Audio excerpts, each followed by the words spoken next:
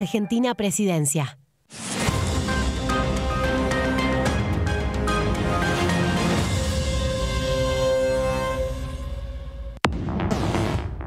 ¿Cómo les va? Muy buenos días. Estamos empezando la primera mañana. La solución es la siguiente. A la ley hay que hacerle bajar el plazo de 3 años al tradicional de 2, que fue el que siempre rigió en la Argentina, salvo la época de prórroga. Eliminar la obligatoriedad del índice y que las partes acuerden lo que les dé la gana en materia de aumentos, usar el índice que quieran o ningún índice. Con eso ya estamos. Y lo otro que hay que hacer es estimular fiscalmente. La Argentina necesita inversiones, que necesita generar dólares para generar un crecimiento de mediano y largo plazo, y el sector agroindustrial es fundamental. Me gustaría que se trate rápido. Lo mismo en la ley de máquinas agrícolas para darle mayor componente nacional a la fabricación de maquinaria agrícola. Lo mismo la ley de electromovilidad o de movilidad sustentable. DTV, primera mañana, de lunes a viernes.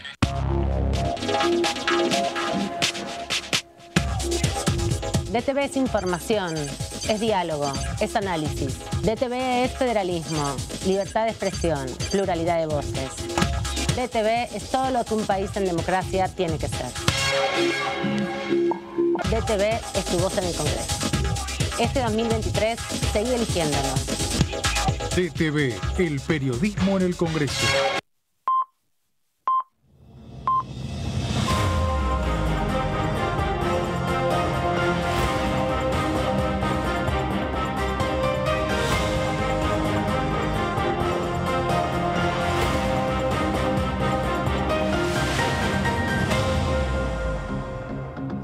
Hola, ¿cómo andan? Bienvenidos, bienvenidas. Jueves, finalmente después de la sesión, una sesión de 8 horas aproximadamente, y 8 temas también que se estuvieron trabajando, así que es una buena oportunidad de apostarle al 8 y ganarse unos pesitos.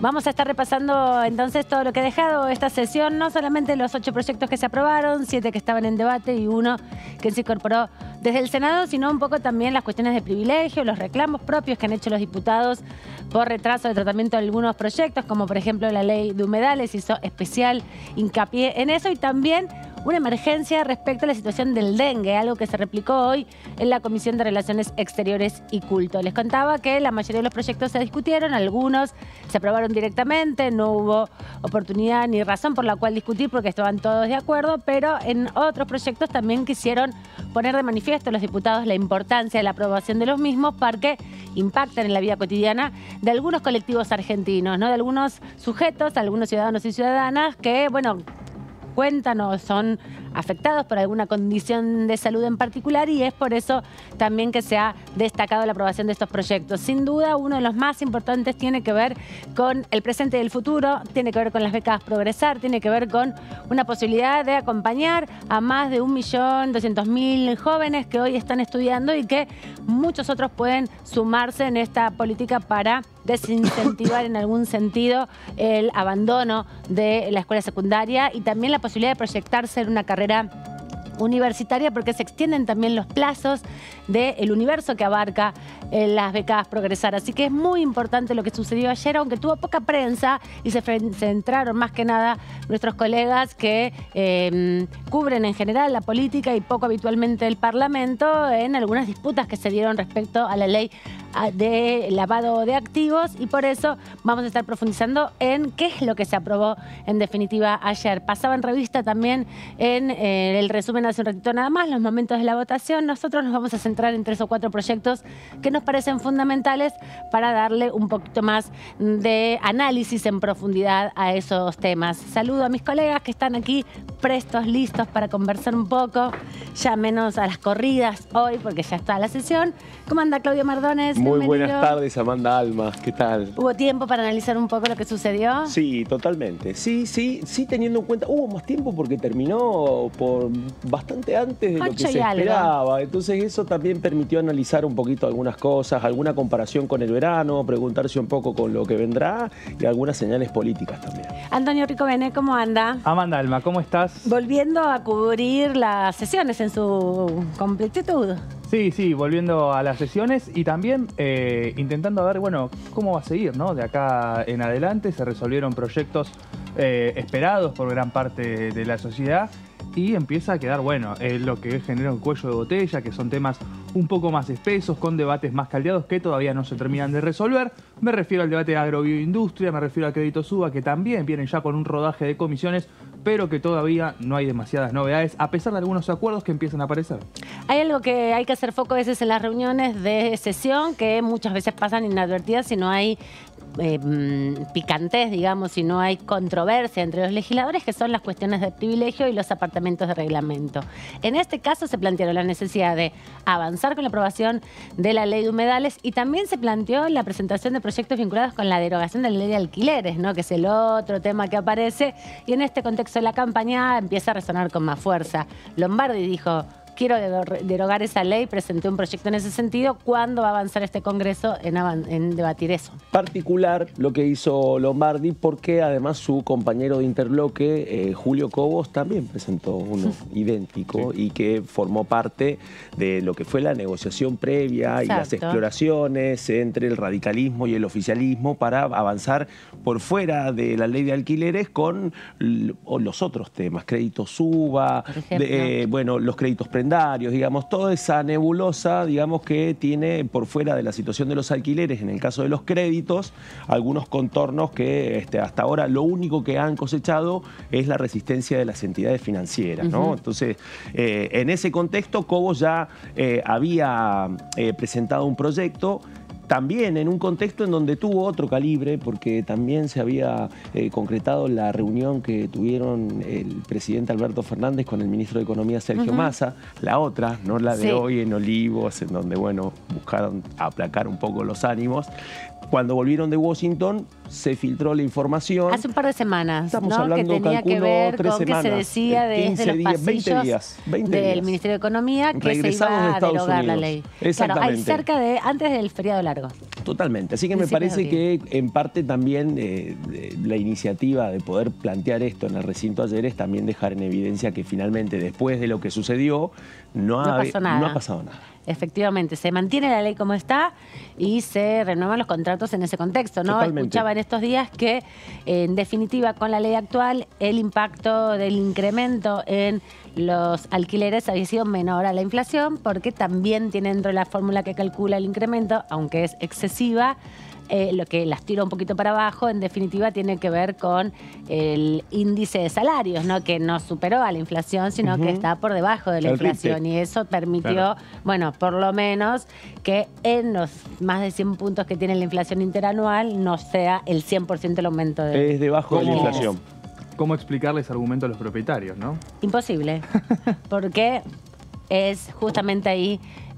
ahí el kit de la cuestión. Pero bueno, no se aprobó eso, pero sí me parecía importante ponerlo sobre la mesa porque va marcando un poco las líneas de debate respecto a las discusiones que se dan, ¿no? Las cuestiones de privilegio no son solamente discusiones políticas sobre temas que pasan por debajo o por fuera del Congreso, sino muchas veces se busca establecer agenda, ¿no? Con esto, lo del dengue también, que lo planteó el diputado Vilca respecto a la emergencia que hay en Jujuy con ese tema, y hoy se replicó en cierto sentido en la Comisión de Relaciones Exteriores porque se avanzó en una resolución que busca, bueno, establecer protocolos a nivel regional del Mercosur para que se pueda atender la epidemia del dengue. Bueno, y otro de los proyectos importantes también que se trataron en el día de ayer, que tuvo que ver con el pedido de apartamento del reglamento de Daniel Goyan para sumar lo que es la exención del impuesto a las ganancias para los médicos que realicen a partir de 5 o 6 guardias al mes, donde ya empezaba a suceder, bueno, este reclamo que venían pidiendo, que tuvo media sanción en diputados, recibió modificaciones en el Senado, volvió la semana pasada, fue la sesión en el Senado donde recibió esas modificaciones, y en el uso de la palabra el diputado Goyan pidió un apartamiento del reglamento que se aceptó, que no es algo que ocurra muy frecuentemente en ese bloque de la sesión, Y finalmente, bueno, un proyecto muy festejado por la comunidad médica. Sí, se mejoró mucho en el Senado, hay que decirlo, ¿no? Porque en la Cámara de Diputados, con las negociaciones de los distintos bloques, con la tensión que había el año pasado en la Cámara de Diputados, la imposibilidad de generar mayorías, hizo que fuera un poco restrictivo, ¿no? Que a partir de la cuarta guardia no se contemplara la aplicación del impuesto a las ganancias. Después, en otro contexto ya en la Cámara de Senadores, con una realidad diferente y esquiva para el oficialismo, igualmente lograron mejorar el proyecto y liberar el número de guardias en términos de la implementación de del pago de ganancias, dándole la posibilidad también de aumentar ese proceso para que tenga un impacto positivo. Y ayer nos explicaba la diputada Chala que ella incluso hoy presentó un proyecto para que ningún médico pague ganancias directamente. Claro. Ahí va a haber problema. Ahí va a haber problemita. Cambiemos los médicos por los jueces, me parece. Me parece que van a haber llamados del quinto piso de economía. Me parece que tanto alivio hasta ahí no, me parece además. Otro caso. Bueno, vamos a ver, porque también hay un sector que viene insistiendo, ¿no? Que viene manteniéndose unido para que ciertos trabajadores no paguen, ningún trabajador de distintos sectores no pague ningún tipo de impuesto. ¿No? La CGT dice la CGT, eso, pero bueno, hay que ver qué postura van a tomar los judiciales en ese sentido. Digo, Vanessa Siley, que defendió que para los suyos no exista ese impuesto, y también toda la rama más liberal de este Congreso que no quiere... que ni siquiera los jueces que ganan un montón paguen ganancias. Así que sí, podría ser una buena, como ahora desde el 17 los jueces nuevos nombrados pagan ganancias y todos los que han ingresado al Poder Judicial también lo tienen que hacer. Bueno, por ahí estaría bueno pensar en una política de durante unos años le toque a unos, otros años le toque a otros. Así es, pero me parece mejores salarios paguen. Me parece que en este contexto va a estar complicado. Va a estar complicado. No voy a tener los votos. Sí, y hablando de CGT, este va a ser uno de los puntos dos cuestiones. Hoy finalmente se terminó de difundir el documento del Consejo Directivo de la CGT, que ya ha sido anticipado hace ya 2 días, en donde es la primera parte de un pronunciamiento en donde hay un acuerdo de unidad entre sectores que han mantenido una situación de mucha tensión dentro de la CGT, como es Gerardo Martínez de la UOCRA y Pablo Moyano, dirigente de camioneros. Bueno, y esto es la previa de lo que va a pasar en el acto de la CGT el 2 de mayo, ¿no? Claro, tenemos el 2 de mayo un acto para el Día de los Trabajadores y el 25 de mayo otro acto también del Frente de Todos, así que se va a volver mayo un escenario muy interesante. Y hablo de mayo porque en el medio se está pensando el 17 de mayo como una fecha de una posible sesión. Cuando ayer terminó la reunión de labor parlamentaria alrededor de las 12 menos cuarto, salieron como tromba todos los diputados. Acá justamente nuestros colegas que estaban como tromba. Sí, estaban acá cubriendo, pudieron hablar con la diputada del PLA, que les contó y les explicó cómo era lo que había resuelto respecto al orden de la sesión. El resto nos tiramos arriba de los diputados y encontramos ahí a Cecilia Moró, que nos contó justamente que algo que se había estado negociando era la posibilidad de ya poner fecha para el 17 de mayo, ¿no? Que está entre los 2 feriados y que está también entre las elecciones. Exactamente, entre las 7 elecciones de mayo y bueno, ya digamos aliviarando un poco lo que va a ser la agenda que viene ya después a partir de junio, julio, no solamente por las otras 7 elecciones, 6 elecciones, sino también porque bueno, empieza el momento de las definiciones para el calendario electoral, la presentación de listas, el cierre de frente, bueno, digo, empiezan a surgir una serie de definiciones, el tablero también va a seguir impactando desde el Congreso, porque hay protagonistas de las 2 cámaras que empiezan a ocupar lugares prominentes. Ayer se lo festejó, de hecho, uno de ellos por ser gobernador electo. El gobernador electo Rolando Figueroa, que ayer votó junto con el oficialismo en la ley de lavado. La senadora Carolina Lozada, que va a ser confirmada como candidata por el Frente de Frentes en Santa Fe, bueno, como una de las principales figuras de la oposición. Digo, nos vamos a encontrar con esta característica política. Por una Carolina parte, Lozada, que no solamente es senadora, sino también es autoridad del cuerpo. Exactamente, por eso se empiezan a involucrar, digamos, legisladores, legisladoras que tienen mucho peso y que también van a tener la agenda muy tironeada entre el escenario electoral y también lo que puede ser una agenda tentativa. Bueno, el 14 de mayo, 3 días antes de la sesión que se está empezando a pensar, hay elecciones en Tucumán. Claro, Tucumán y como 4 provincias más. Y varias más. Sí, el 7 están en Jujuy, en varios lugares, así que va a ser importante. El presidente del bloque oficialista, Germán Martínez, ya el 29 de marzo había dicho que planificaba para el 19 de abril una sesión, finalmente lo pudo concretar porque viene trabajando muy fuertemente para que eso suceda. Con este anticipo del 17 de mayo, yo personalmente, bueno, pongo mis fichas para que esto suceda porque es evidente que lo que se propone Germán Martínez en ese sentido lo está por lo menos ahora cumpliendo. Totalmente. Así que yo pongo mi fichita en el 17. Y aparte porque creo que lo impensado, lo inesperado ayer es ese tono que surgió en toda la sesión, un tono totalmente distinto a lo que era el escenario del verano, porque por supuesto. Muy distinto. Digo, finalmente parece que ha empezado ya una dinámica un poco más clara respecto a cómo va a desarrollarse el periodo de ordinarias de este año y en un contexto en donde muy distinto al verano, pero también con otra particularidad, la Comisión de Juicio Político que ha seguido funcionando y ya no es un impedimento para que el recinto sesione. Recordemos dónde puso la vara a principio de año Juntos por el Cambio, ¿no? Diciendo que mientras avance el juicio político, ellos no iban a trabajar en ninguna sesión, no iban a permitir el trabajo en ninguna comisión, ni nada de todo eso. Bueno, vemos cómo continuó la Comisión de Juicio Político, vimos que no iba a ser algo de algunas semanas nomás, sino que iba a llevar una buena parte del primer semestre de este año. Y en medio de todo eso, ya hubo 2 sesiones, por lo menos, del periodo ordinario. Informativa. Y una Además, informativa. 3 en total. En un contexto en donde me parece también que existe la necesidad política no solamente de avanzar con temas que son muy importantes, sino de recuperar un poco la agenda positiva en semanas que también en términos generales son bastante complejas. Y me parece que también para el oficialismo ya no le interesa tanto, en esta etapa por lo menos,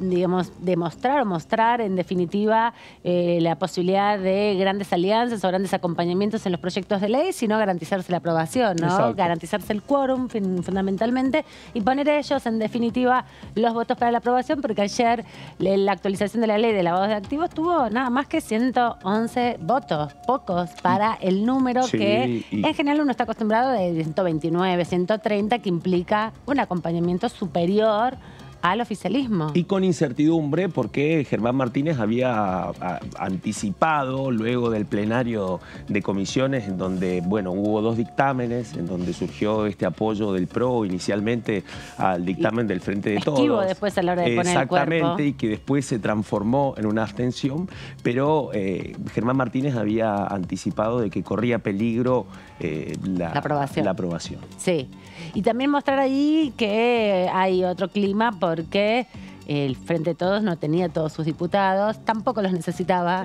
porque no está en su discurso, por lo menos ahora, construir esa idea de mayorías que acompañan las políticas de Estado, ¿no? De hecho, los grandes proyectos, los otros proyectos que tenían, bueno, una implicancia también igual de trascendente, incluso que esta ley que se le daba media sanción, como por ejemplo las becas Progresar, tuvieron 175 votos a favor, ¿no? Que tiene que ver con una política que instaló Cristina Fernández de Kirchner cuando era presidenta, se la nombró mucho, de hecho, en los debates. Y ahí la sorpresa también de algunos sectores, bueno, la media sorpresa, ¿no? Como Coalición Cívica que se abstuvo de votar ese proyecto de ley.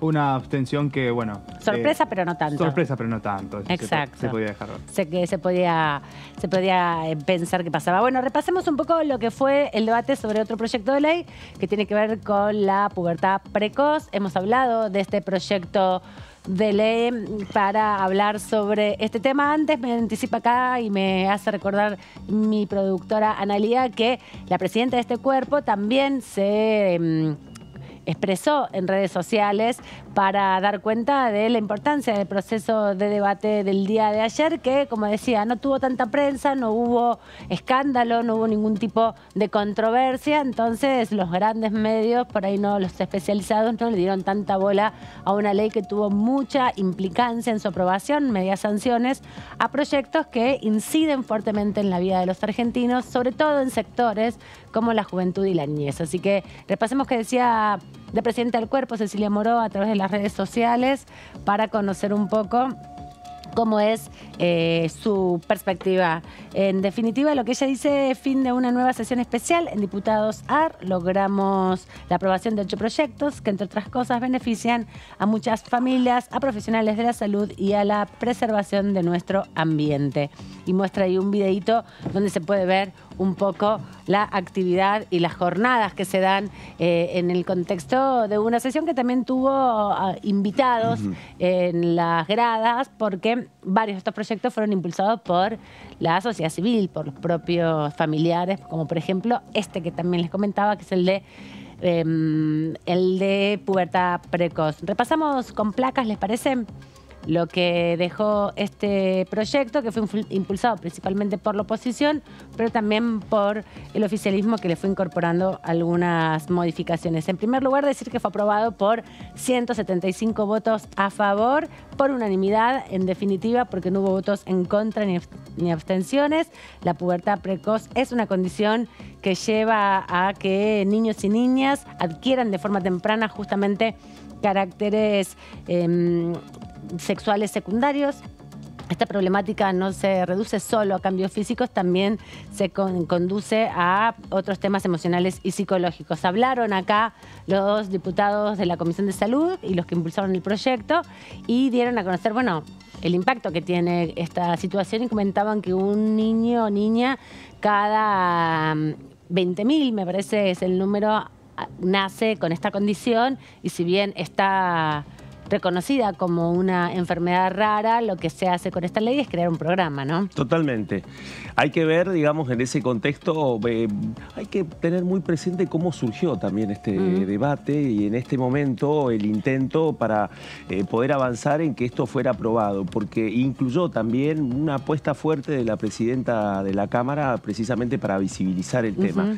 Lo que a mí me decían es que, bueno, es el momento del año para poder avanzar con estas cuestiones. Sí. Después no hay tiempo. Que después no va a haber tiempo, y que eso ha pasado en la previa y en los años electorales, pero en este caso específicamente surge la urgencia de avanzar con este tipo de temas. Es posible que haya más trabajo en la Comisión de Salud para avanzar con otros temas que hasta ahora han sido materia solamente de sesiones informativas. Sí, vamos a hablar un ratito sobre ese tema también. Parte de los objetivos que tiene esta iniciativa, que como decíamos es la síntesis de varios proyectos que impulsaron diputados principalmente de la oposición, que se reunieron con las familias de niños, niñas que han nacido con esta condición de pubertad precoz. Entre los objetivos está el acceso gratuito al diagnóstico, la asistencia y la provisión de medicación, también generar protocolos de actuación, sobre todo para la atención médica y por la prevención de la violencia médica que abunda en los centros de salud, también la formación y capacitación de los profesionales de salud para que puedan bien diagnosticar y acompañar en estos procesos, y también impulsar campañas de concientización, porque obviamente es una situación, como bien diagnostican, una enfermedad rara, pero que tiene un impacto no solamente, como decíamos, en la salud, en la corporalidad de los niños y las niñas y el desarrollo hormonal, que ayer explicaban, con un tratamiento hormonal se retrasa ese proceso de pubertad precoz hasta la edad promedio en que se desarrollan los cuerpos, pero la violencia social, ¿no? Que eso implica la discriminación y el racismo. Sí, un proyecto muy esperado también por, bueno, lo que contaban ustedes recién antes respecto a el momento político para trabajar estos temas, que se ve reflejada en la unanimidad de los diputados que votaron esta ley, alrededor de 220... 175 votos tuvo. Sí, 170, bueno, sí, todos tuvieron más o menos la misma cantidad porque hubo muchas ausencias en la jornada del día de ayer. Todos los que no tuvo el intento de declarar la emergencia con el dengue, ¿no? Claro, exactamente, que podría haber sido este número también el que acompañara todo un tema, ese proceso. Toda una foto también de lo que pasó ayer, ¿eh? Sí, totalmente. ¿Dónde se pone el foco y cuál es también la perspectiva en términos de qué es la atención de la salud, ¿no? Dónde se pone la perspectiva, porque justamente tiene que ver con un diagnóstico de más de 8.000 casos aproximadamente, cuando, bueno, justamente tiene que ver con una condición de nacimiento que tiene que ser atendida sin duda por el Estado, pero en este contraste que bien decías, Claudio, tiene que ver mucho con el impacto que tiene hoy en las zonas de más calor de la Argentina, la Mesopotamia y también el NEA y el NOA, el impacto de el dengue. Páreme la placa, Mati, nomás, así leemos todo lo que tiene que ver con esta información, que se estipula que afecta más o menos a 2.500 familias que tienen esta problemática de pubertad precoz, y como decíamos, hay alrededor de un diagnóstico de 8.000 casos algo que planteaban es que si bien el universo es pequeño, son muy caros los medicamentos, entonces también ahí hay que atender el proceso de asistencia. Y para un sistema médico como el argentino, que tiene un sector público, tiene un programa médico obligatorio y tiene además sectores de gestión privada social y privada, digamos, no comunitaria, ahí también hay una afrontación de gastos que impacta en la economía. Es un universo muy pequeño, ¿no? Entonces podés asistir a 8.000 personas, tampoco es tan complejo. Bueno, hay que ver cuáles son los sectores que contestan a... Sí, porque especialmente en el caso de las prepagas trabajan con mucha sutileza para que no avance. Para decirte que no, tenés que ir al sistema público. Y que no se note mucho, digamos, cuando empieza el lobby y la presión para poder evitar esas cosas, dilatarlas en muchos aspectos. Lo interesante en este caso es que no hubo espacio para que no llegara al recinto. Exacto, eso también estuvo bien, que tuvo su tratamiento veloz. Repasemos lo que decía la diputada Fein, titular de la Comisión de Salud. Esta problemática genera multiplicidad de efectos que afectan justamente la calidad de vida de muchos niños y niñas, y también el programa que nos proponemos crear contempla el acceso a un diagnóstico y tratamientos oportunos. Quien también habló fue el diputado Goyán en el contexto de del debate del día de ayer y también en la comisión. El diputado Goyán del Frente de Todos dijo que el proceso que asegure justamente el acceso a, no es solo tema que tiene que tener en cuenta la norma, sino también conseguir que estos medicamentos estén cada vez más al alcance de los financiadores del sistema de salud para que, como bien decía Claudio, no falten los medicamentos. Pero me parece también importante tener en cuenta cómo se dan estos procesos de acceso a una legislación. Tiene que pasar ahora a la Cámara de Senadores y aprobarse, y ver también ahí qué posibilidades hay que esto avance en este año, ¿no? Porque son procesos complejos, son universos pequeños en un contexto de mucha crisis del sistema sanitario. Sí, pero bueno, ya va el giro para el Senado, eso va a permitir de que puedan trabajar en la Comisión de Salud, el oficialismo tiene posibilidades ahí de darle un impulso determinado, así que hay que ver, porque capaz que también se puede repetir esta situación. Lo que sí creo es que cuando llegue el momento de las definiciones, ahí van a empezar a hablar cuáles son los actores, digamos, del sector de salud, para saber si finalmente están dispuestos a no frenar que avance este tema. Claro, vamos a haber que litigarlo. Bueno, pero estos proyectos también, donde por lo menos podemos decir que un marco general de consenso entre los distintos bloques aparece cuando tiene que ver con temas sanitarios, particularmente, más allá de todas las presiones externas que recibe muchas veces esta Cámara, termina siendo, tanto en el Senado como en diputados, una salida para, bueno, sesionar en un contexto de parate político con temas que pueden generar mayores rispideces. Vamos a repasar el momento de la votación, si les parece. La aprobación, como decíamos, por 175 votos afirmativos, ninguno negativo y ninguna abstención. Varias ausencias en el día de ayer, pero fundamentalmente el acompañamiento unánime de todos los legisladores. Se va a votar en general y en particular con las modificaciones leídas por la miembro informante, el dictamen recaído en el proyecto de ley por el que se crea el programa de pubertad precoz. Orden del día número 531. Sírvanse a marcar su voto. Tiempo.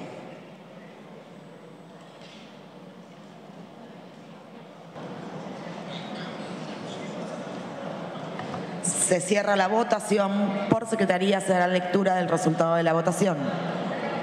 175 afirmativos, 0 negativos, 0 las abstenciones. Resulta afirmativa. Felicitaciones. Se comunicará al Honorable Senado. La emoción ahí de los familiares que impulsaron este proyecto de ley, que justamente tuvo la aprobación unánime de todos los sectores y que, bueno, sobre todo pone en la agenda temas sanitarios, temas vinculados a la salud, que en general solo se conocen cuando te afectan de manera directa, ¿no? Parte de lo que se decía también ayer en la sesión, porque también se avanzó sobre otro proyecto que tiene que ver con el programa de acompañamiento a el diagnóstico gestacional del tricosoma 21 vinculado con el síndrome de Down. Así que hubo mucha emotividad también en esas intervenciones, vinculado sobre todo a cómo las familias tienen que afrontar en soledad muchas veces estos diagnósticos y que no hay herramientas ni una intervención estatal que permita acompañar y orientar en los primeros momentos justamente a las familias para cómo avanzar en sus trayectorias vitales. Vamos a repasar entonces este video que publicaba justamente, como les contaba, la presidenta de la Cámara, Cecilia Moró, en su red social de Twitter, sobre la sesión del día de ayer, donde se aprobaron 8 proyectos, 7 que fueron debatidos y otro que fue aprobado del Senado y ya se convirtió en ley. Así que este es un resumen justamente de lo que ha sido esta sesión especial.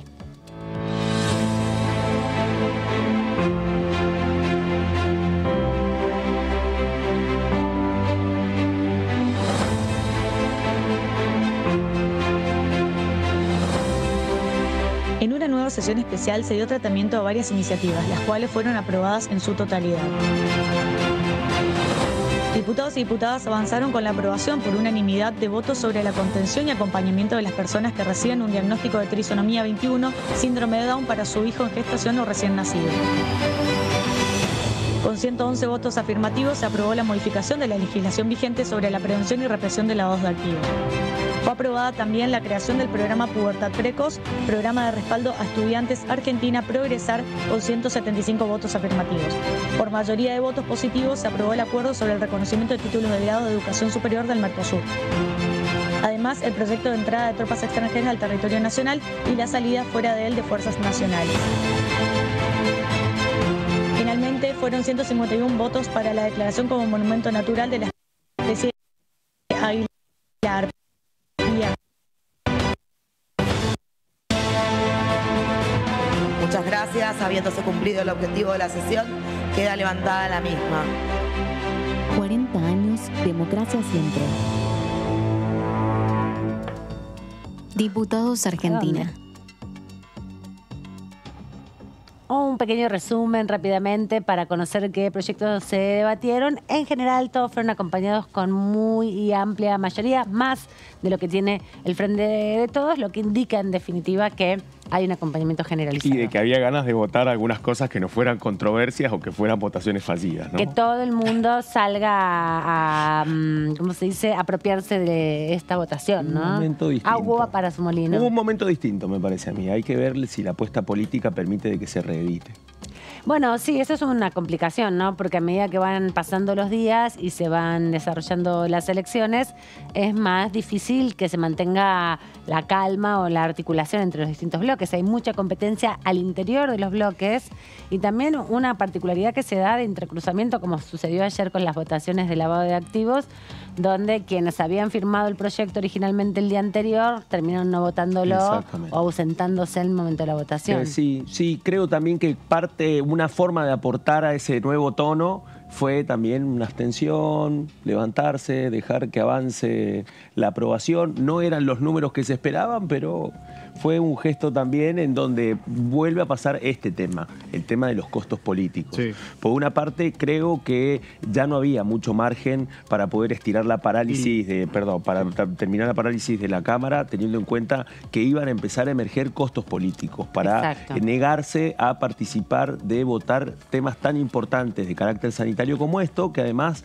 afectan y que tienen mucha importancia para minorías específicas. Me parece que ese es un tema.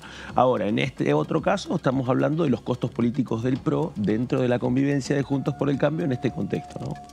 Pasó con varios diputados que capaz estábamos hablando en los pasillos, ¿no? Esperando en el desarrollo de la sesión y venía capaz algún jefe de bloque o algún asesor para apurarlo a correr para que se siente en la banca y vote por la importancia, ¿no?, de estar en ese momento de la foto. El que no estuvo fue Javier Milei, que sí estuvo al principio de la sesión. Fue como a dar presente y después se fue enseguida. Pero no participó de la votación. De ninguna votación, estuvo ausente en todas.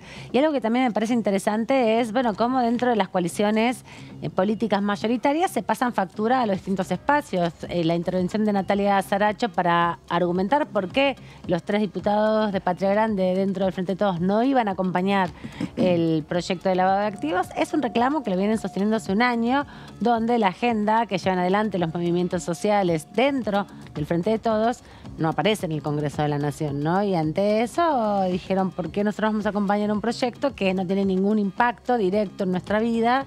Aunque bueno, tiene su impacto porque el lavado de activos en definitiva tiene un impacto también en la persecución del delito económico de las redes narcos, que son las que mueven la mercadería y las que tienen también como sujetos principales de cooptación de mano de obra a los sectores populares. Bueno, hay una relación, pero es un reclamo fuerte que espero que el Frente de Todos también lo haya tomado, porque ella dijo, no se discutió el salario básico universal, no se discutieron las acciones para la ley de envases, la inclusión laboral de los jóvenes en situaciones de marginalidad. La ley de pesca artesanal. La ley de... El monotributo productivo. Exacto, también se dejó en banda desde el año 2021 que había tenido dictamen y nunca llegó al recinto la campaña de arraigo de la vía campesina.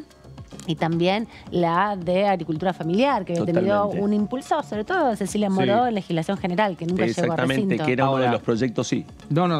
No, que era uno de los proyectos impulsados por la Unión de Trabajadores de la Tierra también. Exactamente, y esa fue la factura que pasó Saracho a sus propios compañeros. Y hay algo ahí que en este contexto ha pasado a un segundo plano y tiene que ver con este dato político, perdón, Tony, cortito. No, por favor. Este dato político importante, hay que ver cuántas veces el oficialismo ha contado con esta cantidad de diputados y diputadas de los movimientos sociales que tratan de construir una agenda alternativa dentro del oficialismo y que busca que también el Ejecutivo dé algunas señales. De hecho, el monotributo productivo fue un proyecto presentado por el presidente Alberto Fernández y por entonces ministro Martín Guzmán.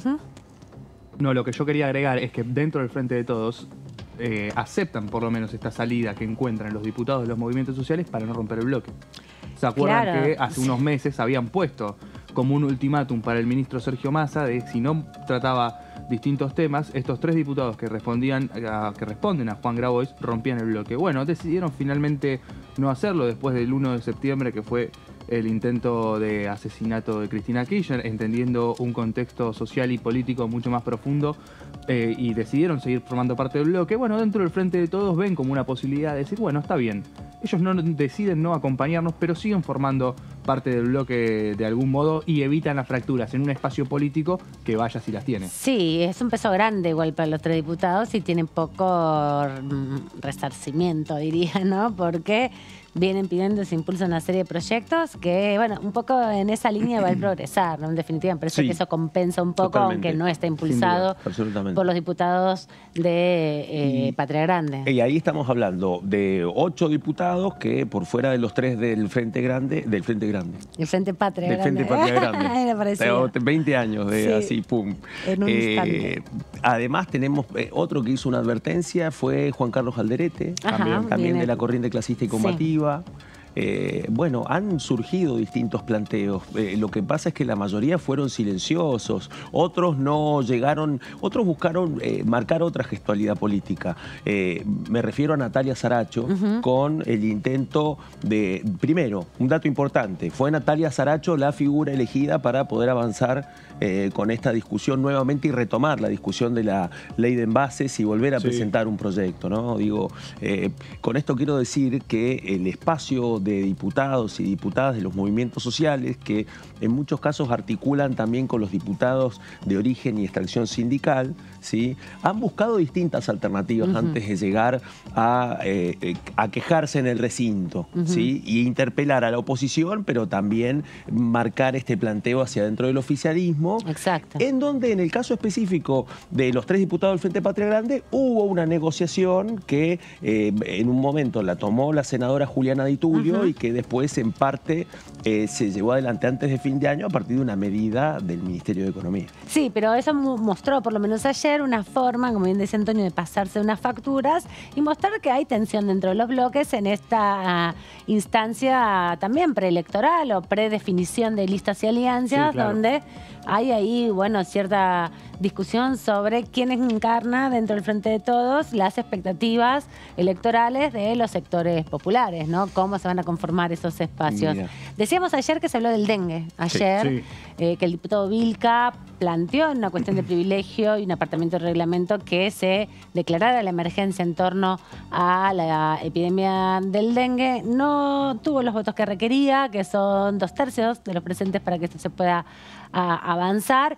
Hay un entendimiento ahí también donde se piensa justamente dónde están las discusiones o quién tiene la capacidad de imponer determinadas discusiones, porque hoy se reunió la Comisión de Relaciones Exteriores y Culto y se avanzó en un proyecto justamente de establecimiento de protocolos para la intervención respecto a la epidemia del dengue de manera mancomunada entre todos los países que conforman el Mercosur. Esto lo impulsaron diputadas hace varios años ya, algunas están en funciones, otras ya no están, pero de la provincia de Misiones, tanto la diputada Perier como la diputada Brites, que son ambas del Frente de Todos de esa provincia, y hoy lo retomó el diputado Valdés en el contexto de la comisión y logró sacarle dictamen a este proyecto que va a ser girado por pedido explícito del diputado Valdés también en la comisión de Mercosur para que sea trabajado, porque tiene que ver con la articulación de ese mercado común de la región del sur. Así que escuchemos qué decía Valdés hace un ratito sobre esto, que tuvo su réplica en algún sentido también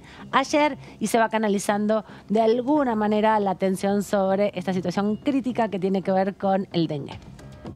Vamos a pasar al expediente 102S-2016, que es el protocolo de prevención de dengue. Quiero decir que este protocolo fue suscrito el 14 de mayo del 2016 en la ciudad de Montevideo, en la República Oriental del Uruguay.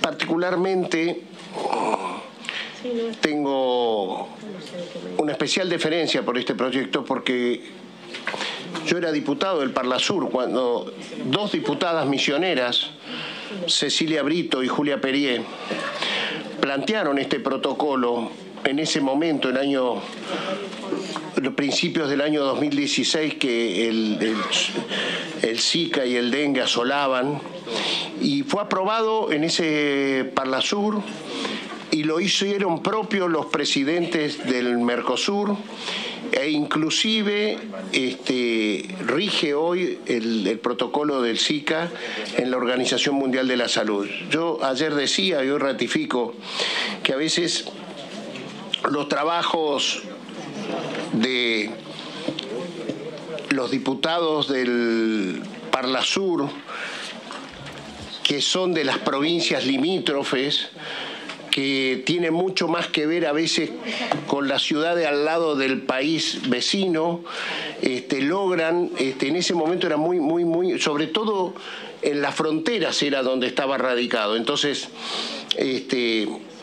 yo le pedí al diputado Fernando Iglesias ayer que me gustaría mucho charlar, hacer en la comisión que él preside, en la comisión de Mercosur, conversar sobre el futuro del Parlasur, porque es bueno, es la comisión que él preside, es la que y que veamos por ahí que a veces en una gran parte de la Argentina, que son las provincias que limitan con los países vecinos, es indispensable a veces la representación popular de cada uno de ellos, porque le va a dar mayor legitimidad y mayor posibilidad de mejor vida también. Justamente escuchábamos lo que sucedió hoy temprano, aquí lo vieron en Diputados TV hace un rato, en el marco de esta comisión que convocó el diputado Valdés, aprovechando que muchos estaban aquí por la sesión. También estuvo más temprano en la comisión de seguimiento de las normas tributarias, ahí estuvieron más hablando y haciendo una informativa sobre qué hacer o cuánto es la recaudación impositiva argentina y qué cosas se pueden modificar, pero esta que vimos recién está bien concreta porque se firmaron varios proyectos de ley que tienen que ver sobre todo con esta problemática vinculada con el dengue. Y vamos a repasar otra nota que le han hecho hace un par de días atrás nada más al director médico de la Cámara de Diputados, Marcelo Alac, quien, bueno, durante la pandemia ha tenido un rol protagónico, sin duda, lo hemos entrevistado mucho, nos ha asistido muchas veces, ¿no? En la desesperación. Exacto, totalmente. El 0800, el 0800 temor pandémico. Sí, y armó un dispositivo muy interesante y es el que vigila, en definitiva, aquí en el Congreso, la situación y monitorea la situación sanitaria. Le hicieron una nota para que cuente, obviamente, qué hacer con el dengue y cómo vincularnos con el dengue, porque hay muchos casos y también está aumentando la reinfección que genera hemorragias, dengue hemorrágico, que puede generar la muerte. Ya hay alrededor de 30 y pico de personas que han muerto en todo el país en este año. Una situación bastante compleja porque empiezan a circular otros vectores, ya son 4 los vectores del dengue y hay que tener mucha prevención, por eso siempre andar con repelente y fumigar sobre todo y descacharrar. Pero vamos a ver qué decía, ¿les parece? Marcelo Alac, que está aquí, el director médico de la Cámara de Diputados, hace unos días recién hablando con nuestro colega Horacio Ambón. La realidad es que hay muchas cosas que nosotros podemos hacer, tanto en la esfera personal como en la esfera laboral. De esto se trata mis intervenciones aquí en tu programa.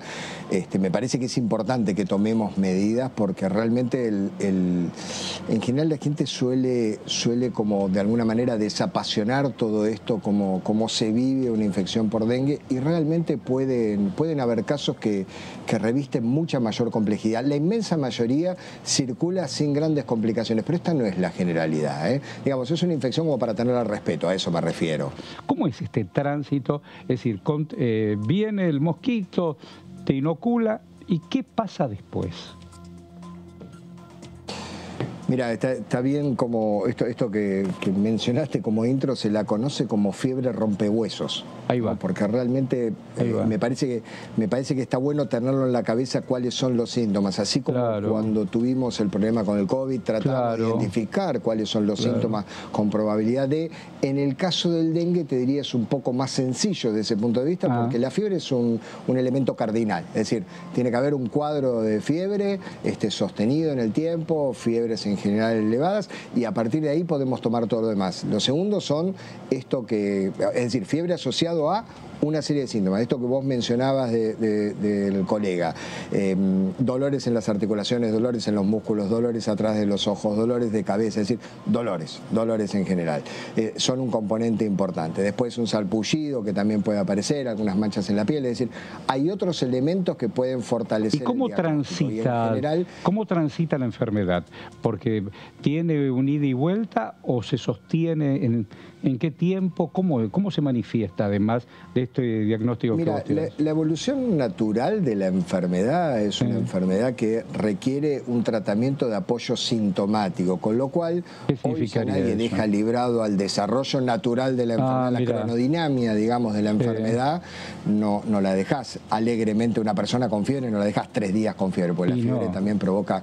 La fiebre es un signo de alarma. Imagínate que es una lucecita roja que está en tu cuerpo que te dice hay algo que no está bien. Eso es lo que te dice cuando hay fiebre. Entonces hay que hacerle un tratamiento sintomático. La persona que está con dolores, uno trata de acompañarlo con una muy buena hidratación, reposo y demás, pero todo eso lleva unos días hasta que se resuelva. En general, toda esa situación en una semana terminan desapareciendo todas. Una semana. Es un problema que además afecta una semana, sí. ¿Y se puede transitar la infección? Tiene repercusión también en el laboratorio. Y la inmensa mayoría son síntomas leves.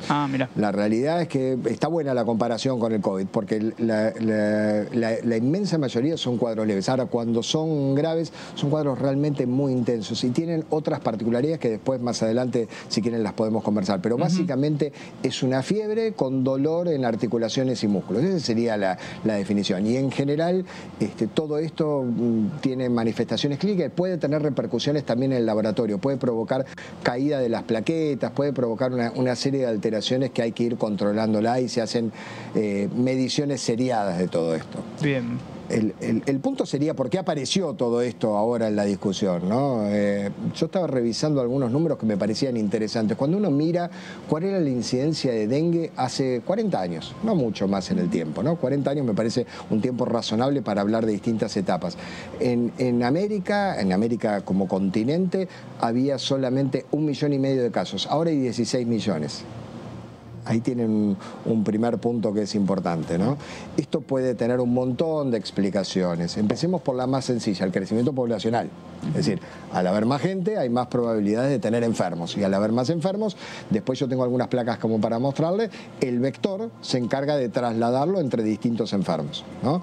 El fin de semana, yo estando en mi domicilio, protegido con alguna sustancia para tratar de evitar el contacto con el mosquito, estaba leyendo unas cosas en la computadora y capturo un mosquito y al mirarlo era una Aedes aegypti, es decir, era el vector de que uno lo puede distinguir más o menos. Yo tengo una fotografía para compartir con ustedes, puede distinguir lo que sea el vector, lo cual no quiere decir que siempre estén infectados, ¿eh? El punto es así. ¿Qué es lo que nos inocula? El insecto es el carrier del virus. La infección la produce un virus. Es el virus del dengue. Partamos de esa base. El mosquito, ese que ven ahí con esas articulaciones un tanto blancas, permiten distinguir que es un Aedes aegypti. Ese Aedes aegypti lo que hace es picar a distintas personas, pero la persona que está infectada, el virus crece en el tubo digestivo del mosquito y ese mosquito es el carrier. Pero, a ver, antes... Bueno, muchas dudas les surgían ahí a nuestra colega Embón. Exacto, las preguntas de Embón. Todos queremos saber más sobre dengue porque los mosquitos están en nuestro entorno, ¿no? Sí.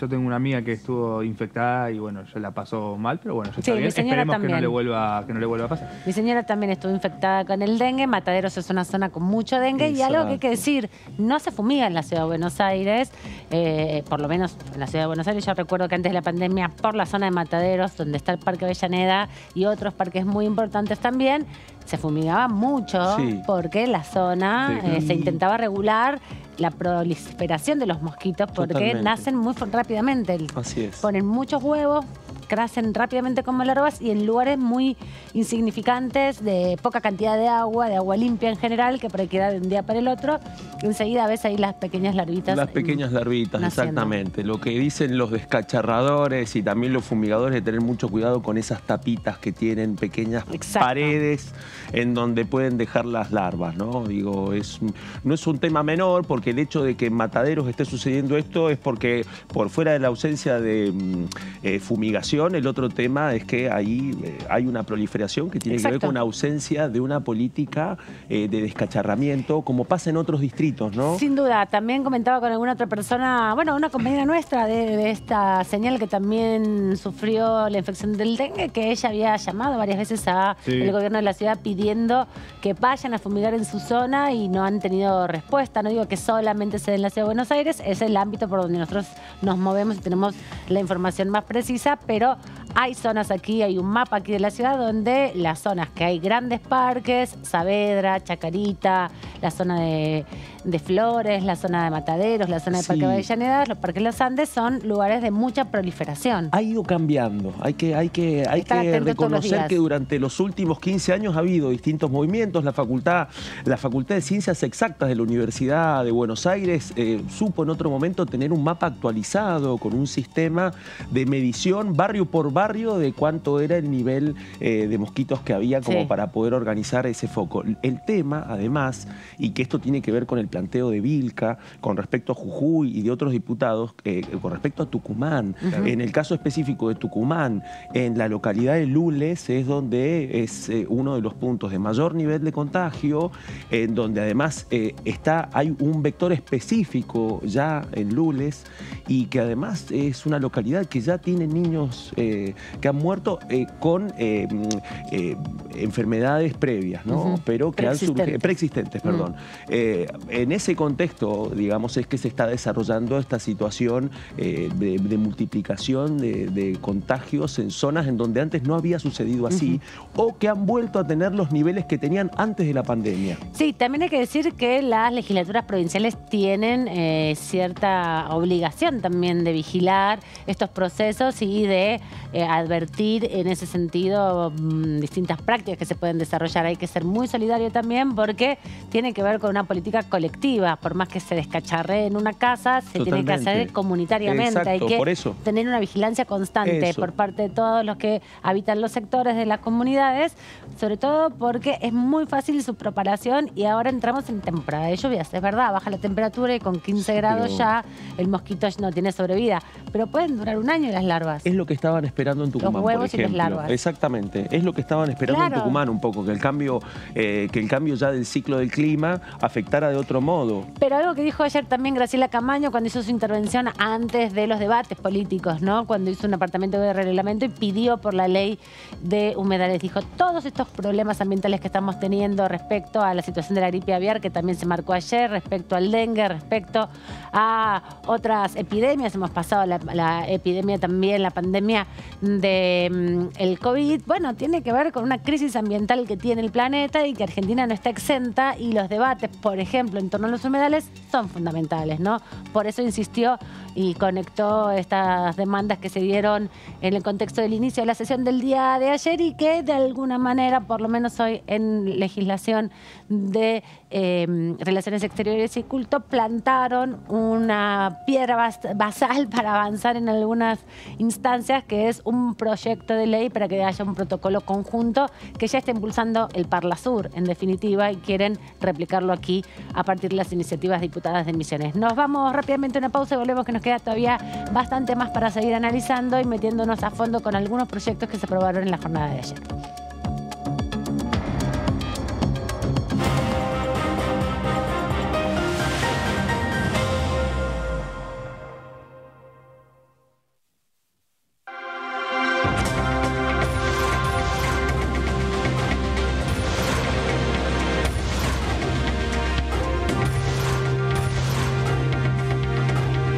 Ellos son tu voz en la tercera edición. TTV, el periodismo en el Congreso. Cuando hagas una compra, paga como quieras, pero paga lo que es justo, porque ahora contás con Precios Justos, el compromiso que tomamos con supermercados y distribuidores de todo el país, para que más de 2.000 productos mantengan su precio por 4 meses y la previsibilidad de que otros 30.000 no superen el 4% de aumento mensual. Además, podés avisar de faltantes o irregularidades para que nadie tenga que pagar de más. Bajate la app, escaneá y conocé los precios justos. Primero la gente. Ministerio de Economía. Argentina Presidencia. ¿Cómo les va? Muy buenos días. Estamos empezando la primera mañana. La solución es la siguiente. A la ley hay que hacerle bajar el plazo de 3 años al tradicional de 2, que fue el que siempre rigió en la Argentina, salvo la época de prórroga. Eliminar la obligatoriedad del índice y que las partes acuerden lo que les dé la gana en materia de aumentos, usar el índice que quieran o ningún índice. Con eso ya estamos. Y lo otro que hay que hacer es estimular fiscalmente. La Argentina necesita inversiones, que necesita generar dólares para generar un crecimiento de mediano y largo plazo, y el sector agroindustrial es fundamental. Me gustaría que se trate rápido. Lo mismo en la ley de máquinas agrícolas para darle mayor componente nacional a la fabricación de maquinaria agrícola. Lo mismo la ley de electromovilidad o de movilidad sustentable. TTV, primera mañana, de lunes a viernes.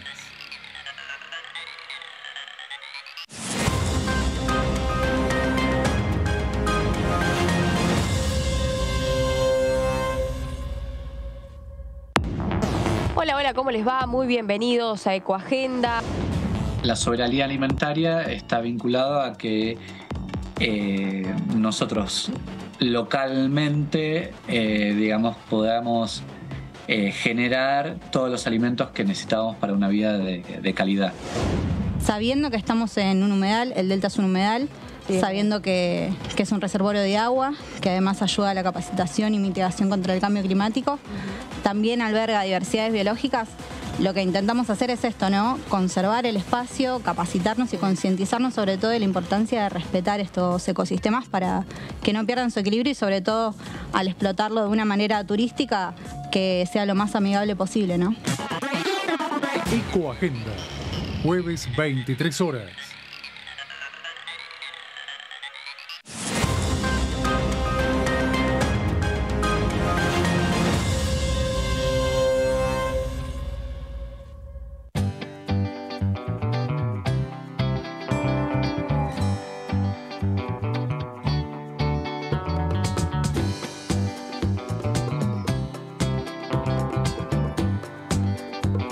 Para hacer visible y formalizar el trabajo en casas particulares, creamos el programa Registradas, generando empleo digno y de calidad.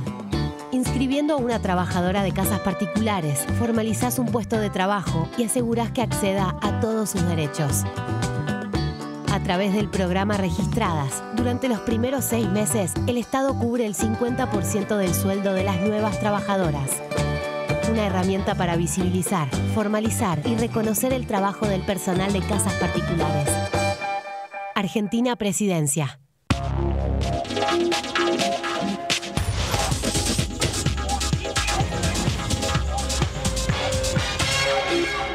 ¿Cómo va a pagar? ¿Efectivo? ¿Débito? Pago lo que es justo. Hoy podés pagar como quieras, pero pagando siempre lo que es justo. Precios Justos es un compromiso entre todas y todos que nos permite desde la app avisar de faltantes e irregularidades para que nadie tenga que pagar de más. Esta medida va a traer orden en los precios y en las casas de cada familia. Bájate la app, escanea y conoce los precios justos. Primero la gente. Ministerio de Economía. Argentina Presidencia.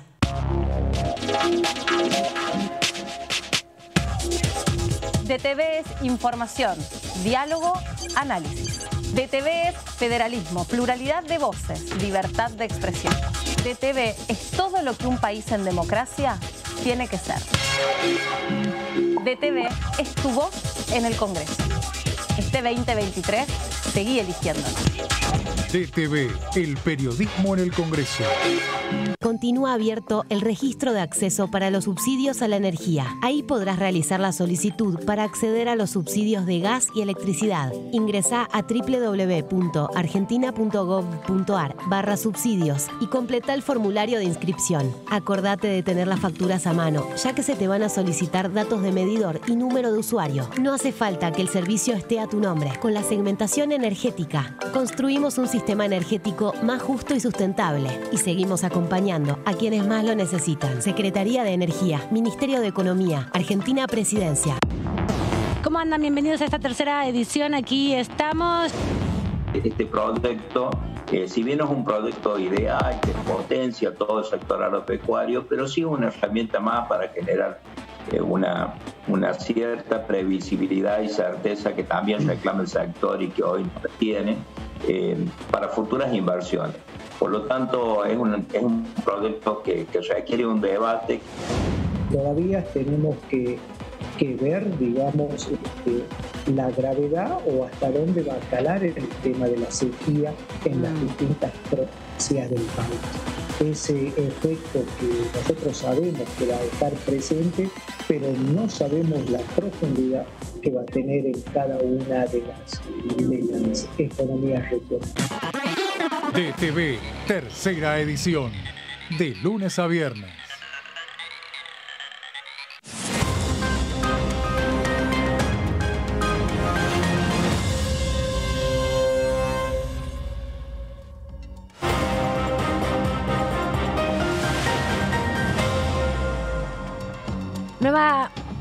Nueva hora aquí en la tercera edición de ETV, ya la última, ya más sosegado después de tanta jornada de hoy. Recordemos, hubo 2 comisiones, estuvimos con la previa, estuvimos con el post, estuvimos comentándolas a lo largo de toda la programación de ETV. Una tuvo que ver, una informativa, donde vinieron especialistas a hablar sobre la situación del sistema tributario argentino, promovido por Martín Tetaz, que preside la Comisión de Análisis y Seguimiento del Sistema Tributario, y impulsado a partir de su iniciativa de revisar todo el sistema tributario argentino, fue convocando a distintos referentes que estuvieron conversando, hablando y dando sus opiniones, ¿no? Opiniones, bueno, complejas, porque hay que canalizarlas luego en proyectos y no es tan sencillo modificar el sistema actual tributario por la autonomía que tienen las provincias y la autarquía que tienen sobre todo, y esta modalidad de impuestos nacionales, impuestos provinciales, impuestos municipales, que son una estructura bastante más compleja. Y en simultáneo, un ratito después, porque se demoró bastante para iniciar esa sesión, fue la Comisión de Relaciones Exteriores y Culto, que también estuvimos compartiendo. Para mañana está prevista una comisión de un grupo de amistad con uno de los países, creo que es Corea, que se va a estar constituyendo. No va a haber otro tipo de actividad parlamentaria, pero sí ya tenemos previsto que el martes hay nueva reunión de la Comisión de Juicio Político. Aún no se saben quiénes son los testigos convocados, pero sí que siguen con el tema de obra social, analizar las denuncias sobre defraudación en la obra social y malversación de fondos, principalmente denuncias que están en el Fuero Federal Penal, en el Fuero Federal Civil, pero también aquí en las denuncias que hay sobre juicio político. Nuestro compañero Antonio Ricovene, que sigue muy de cerca y a pie de juntillas lo que sucede en esas comisiones, una comisión también muy larga la de esta semana, nos va a hacer un pequeño resumen de cómo venimos. Ya va a ser la número 11, ¿no?, de las reuniones, si no me equivoco. Reunión número 11, y va a ser la segunda en la que se trabaje en las denuncias por lo que fue la defraudación a la obra social del Poder Judicial de la Nación, que tuvo su primer capítulo el martes de esta semana, con una serie de invitados donde, bueno, como suele recurrir, algunos no asisten, tienen que explicar por qué, porque es una obligación asistir, y me refiero a uno de los principales que estuvo citado y no se presentó, que es Aldo Tonón, el exdirector de esta obra social del Poder Judicial de la Nación, que dependía directamente de la Corte Suprema.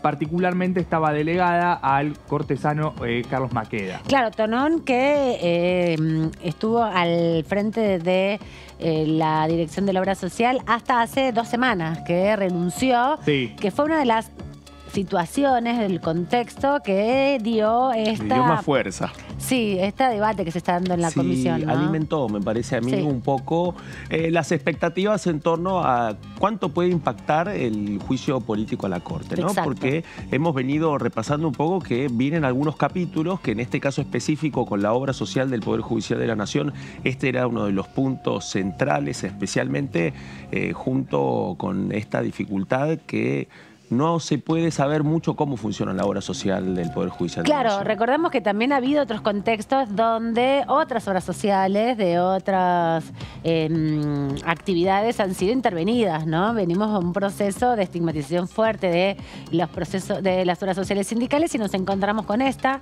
que es la única que está administrada por la patronal. Eso es lo que también se planteaba hace unos días atrás cuando hablábamos con el diputado Tailade, que nos decía el martes que no está administrada por sus propios afiliados. Sí, también aportaba otro dato, que es que, bueno, decíamos que la Superintendencia de Servicios de Salud, que es la que controla a casi todas las obras sociales, capaz que podríamos decir el 95%. El 98%. 98%, exactamente. Bueno, menos las de las universidades nacionales. Ajá. Y también, en el caso específico, de la obra social del Poder Judicial de la Nación. Pero la obra social de los trabajadores de las universidades están administradas por los gremios. Exactamente. Que, a diferencia de la obra social del personal. Pero ahí tiene que ver con algo interesante, que es el tema de las autonomías. Exacto.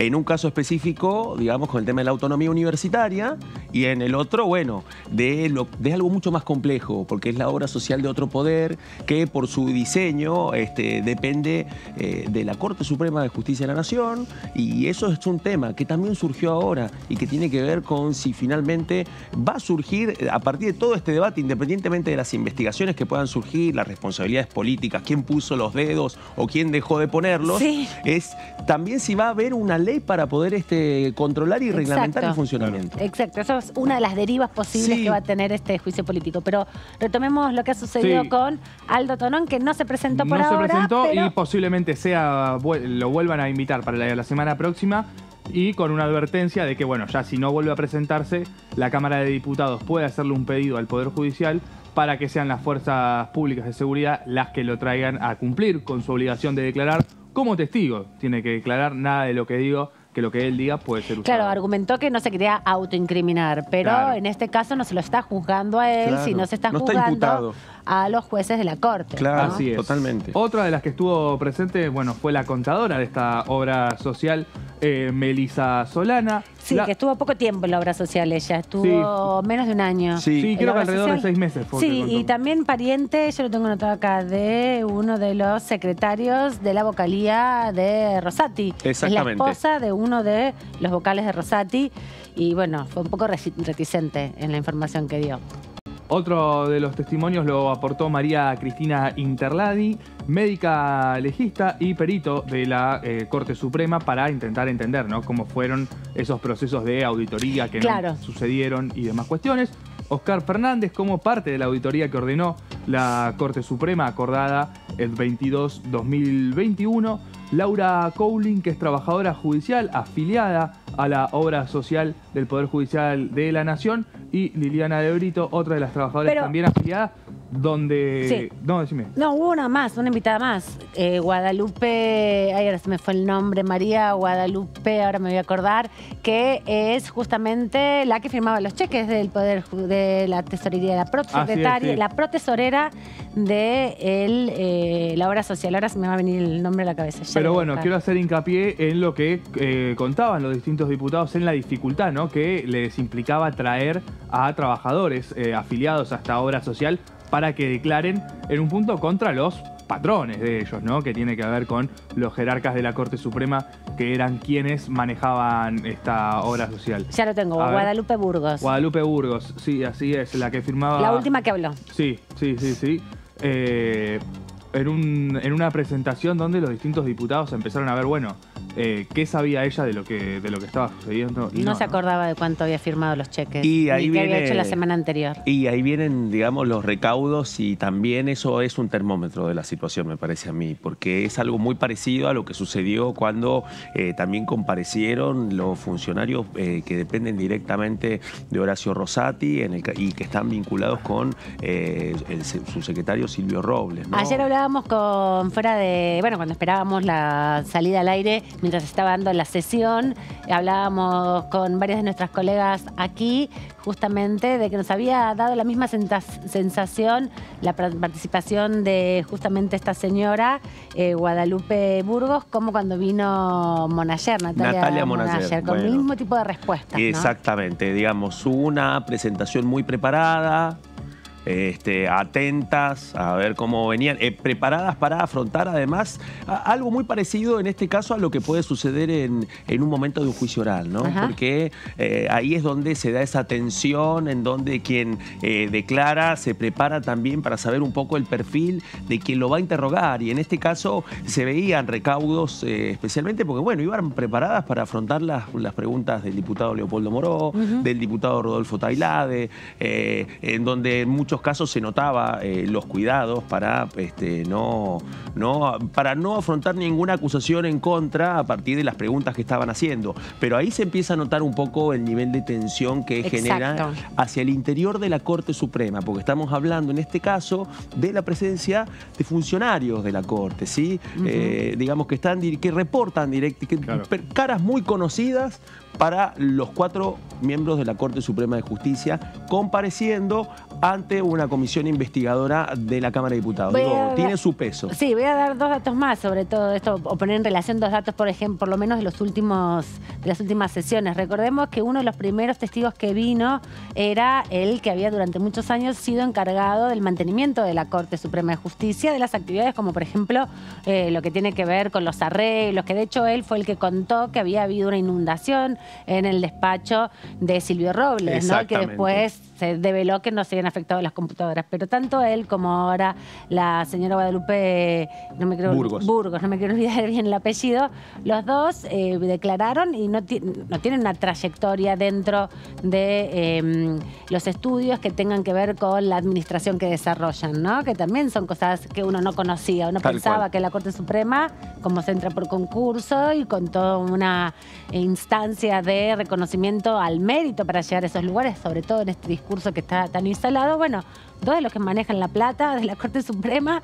para distintas cosas, uno en la obra social y otro en la Corte, no tienen ningún título habilitante para esa carrera, ¿no? Para esa tarea tan importante por la cantidad de dinero que significa. Totalmente. Y además con acceso, por ejemplo, al sistema Lexis 22, que es el sistema interno de la Corte, a la que solamente pueden acceder los letrados, ¿sí? Bueno, exacto. Y ahí Moró en aquel momento también le preguntó específicamente a Bonayer si era letrada, le dijo que no, y trató de dejar constancia de que parece que esto es una práctica mucho más extendida de lo que se conoce. Vamos a repasar la denuncia que promueven a los cuatro miembros del máximo tribunal por incumplir con sus funciones respecto al control, fiscalización y nombramiento en la obra social del Poder Judicial de la Nación, que como veníamos repasando recién tiene que ver con las responsabilidades de los 4 cortesanos y que hay una denuncia y hay testigos que empiezan a aportar sus pruebas respecto a eso. La denuncia puntualmente es por incumplimiento en sus funciones respecto al control, fiscalización y nombramiento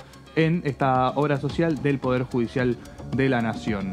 Tenemos para pasar a la siguiente placa, donde, bueno, repasamos que esta obra social está exceptuada del cumplimiento de la Ley de Obras Sociales, lo que veníamos comentando recién, que es la Ley 23.660, y no cuenta con ninguna legislación que le dé un marco regulatorio.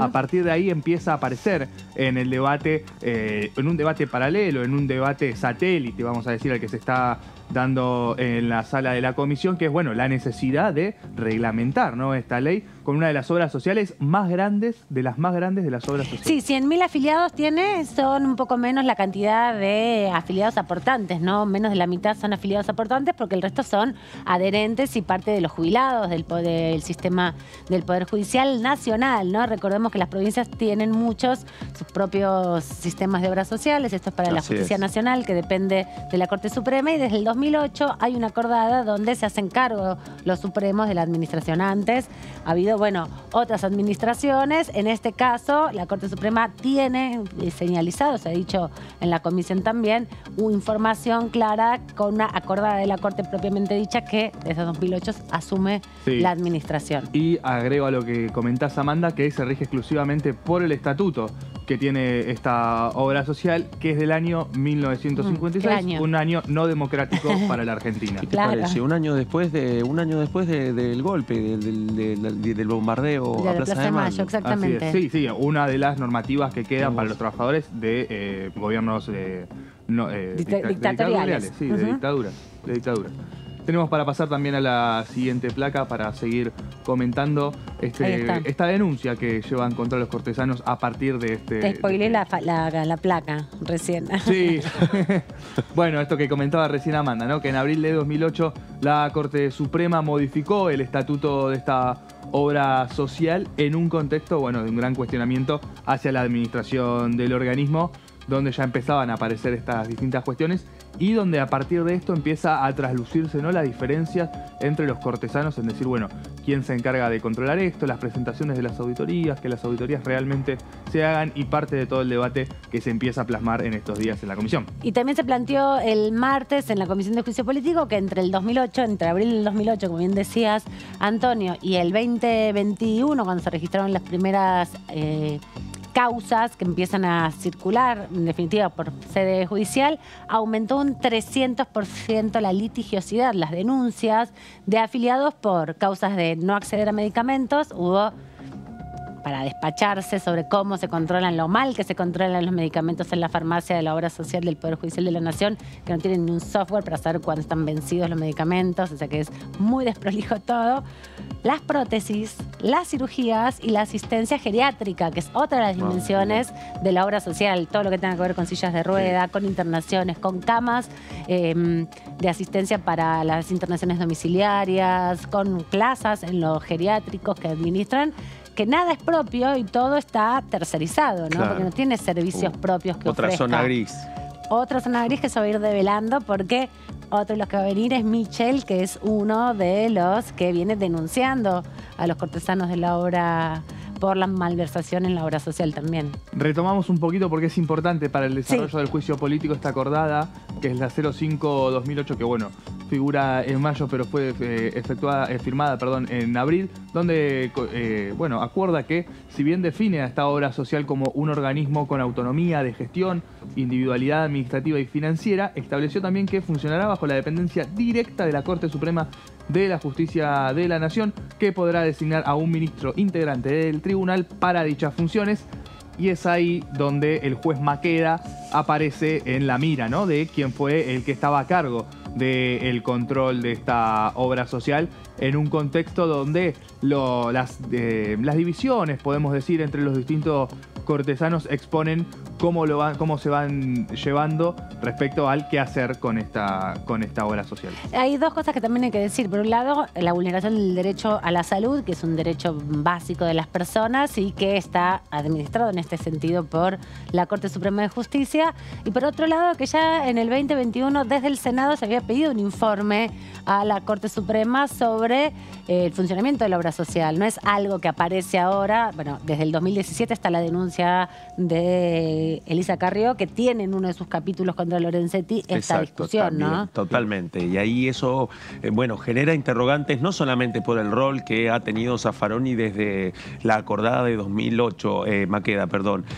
sino el caso también de la vinculación con los demás miembros de la Corte, con el rol específico de Lorenzetti, con la responsabilidad en este momento de Rosati como titular del máximo tribunal.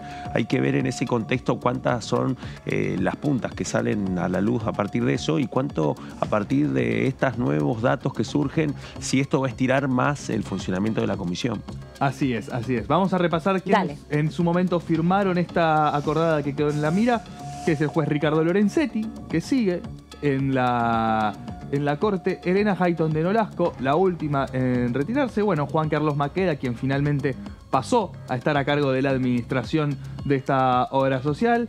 Raúl Zaffaroni, ya retirado de sus cargos como cortesano, con cargos en la Comisión Interamericana de Derechos Humanos. Carmen Argibay y Carlos Fait, que fueron los jueces encargados de firmar esa acordada. Repasamos los que siguen por ahora. De esos son Ricardo Lorenzetti y Juan Carlos Maqueda. Este proyecto plantea que la Corte Suprema de Justicia de la Nación se reservó para sí las atribuciones y funciones que hacen imposible escindir a sus integrantes de las responsabilidades por el control sobre la administración y la gestión de la obra social del Poder Judicial de la Nación. Bueno, este es uno de los puntos que empieza a estar en debate y de donde los diputados y diputadas cada martes están buscando, ¿no? Información, material probatorio a partir de lo que tienen para declarar los testigos. Parte de lo que decíamos de las denuncias se van desarrollando a partir de esto que decíamos del incremento de la litigiosidad por mala praxis, sobre todo, y por la imposibilidad de acceder a tratamientos que son onerosos, ¿no? Vinieron dos familiares, dos afiliadas de la obra social que explicaron las situaciones y las imposibilidades de acceder a información propia y los reintegros en el proceso de asistencia a sus hijos con enfermedades de tratamientos muy onerosos. Pero además de eso, algo que se deja a la vista es, por ejemplo, que no se han presentado balances, que la propia auditoría que se hizo no tiene conclusiones ni sugerencias, que termina siendo solo un estado de situación, y que con el ingreso de dos nuevos jueces, a partir de esto que vos decías de quiénes eran los que habían firmado la acordada, no cambió para nada, ¿no? Que tanto Rosencrantz como Rosati, al ingresar a la Corte Suprema, podrían haber modificado el status quo de la situación de la obra social. Sin embargo, desde el 2016 que asumieron hasta hoy, lo vienen sosteniendo, ¿no? Ahí está el otro tema, y por eso además el oficialismo sostiene con mucha fuerza el punto de responsabilizar a los 4 y apuntar Sí, claro. a los 4 cortesanos. En esto también, bueno, la participación, ¿no? O la no participación, depende cómo lo vienen viendo los distintos diputados de los legisladores de la coalición cívica en una puntada por este mismo tema, donde ellos también presentaron pedidos de juicio político por estas mismas irregularidades, denunciándolas a Ricardo Lorenzetti. A partir de ahí, bueno, lo tuvimos al diputado Pedrini el martes pasado, donde destacaba el lugar que estaba tomando particularmente la diputada Paula Oliveto, pero veamos cómo Rodolfo Tailade criticaba de algún modo que la coalición cívica no estaba teniendo la participación que esperaban que tuviera, habiendo denunciado, ¿no? Claro.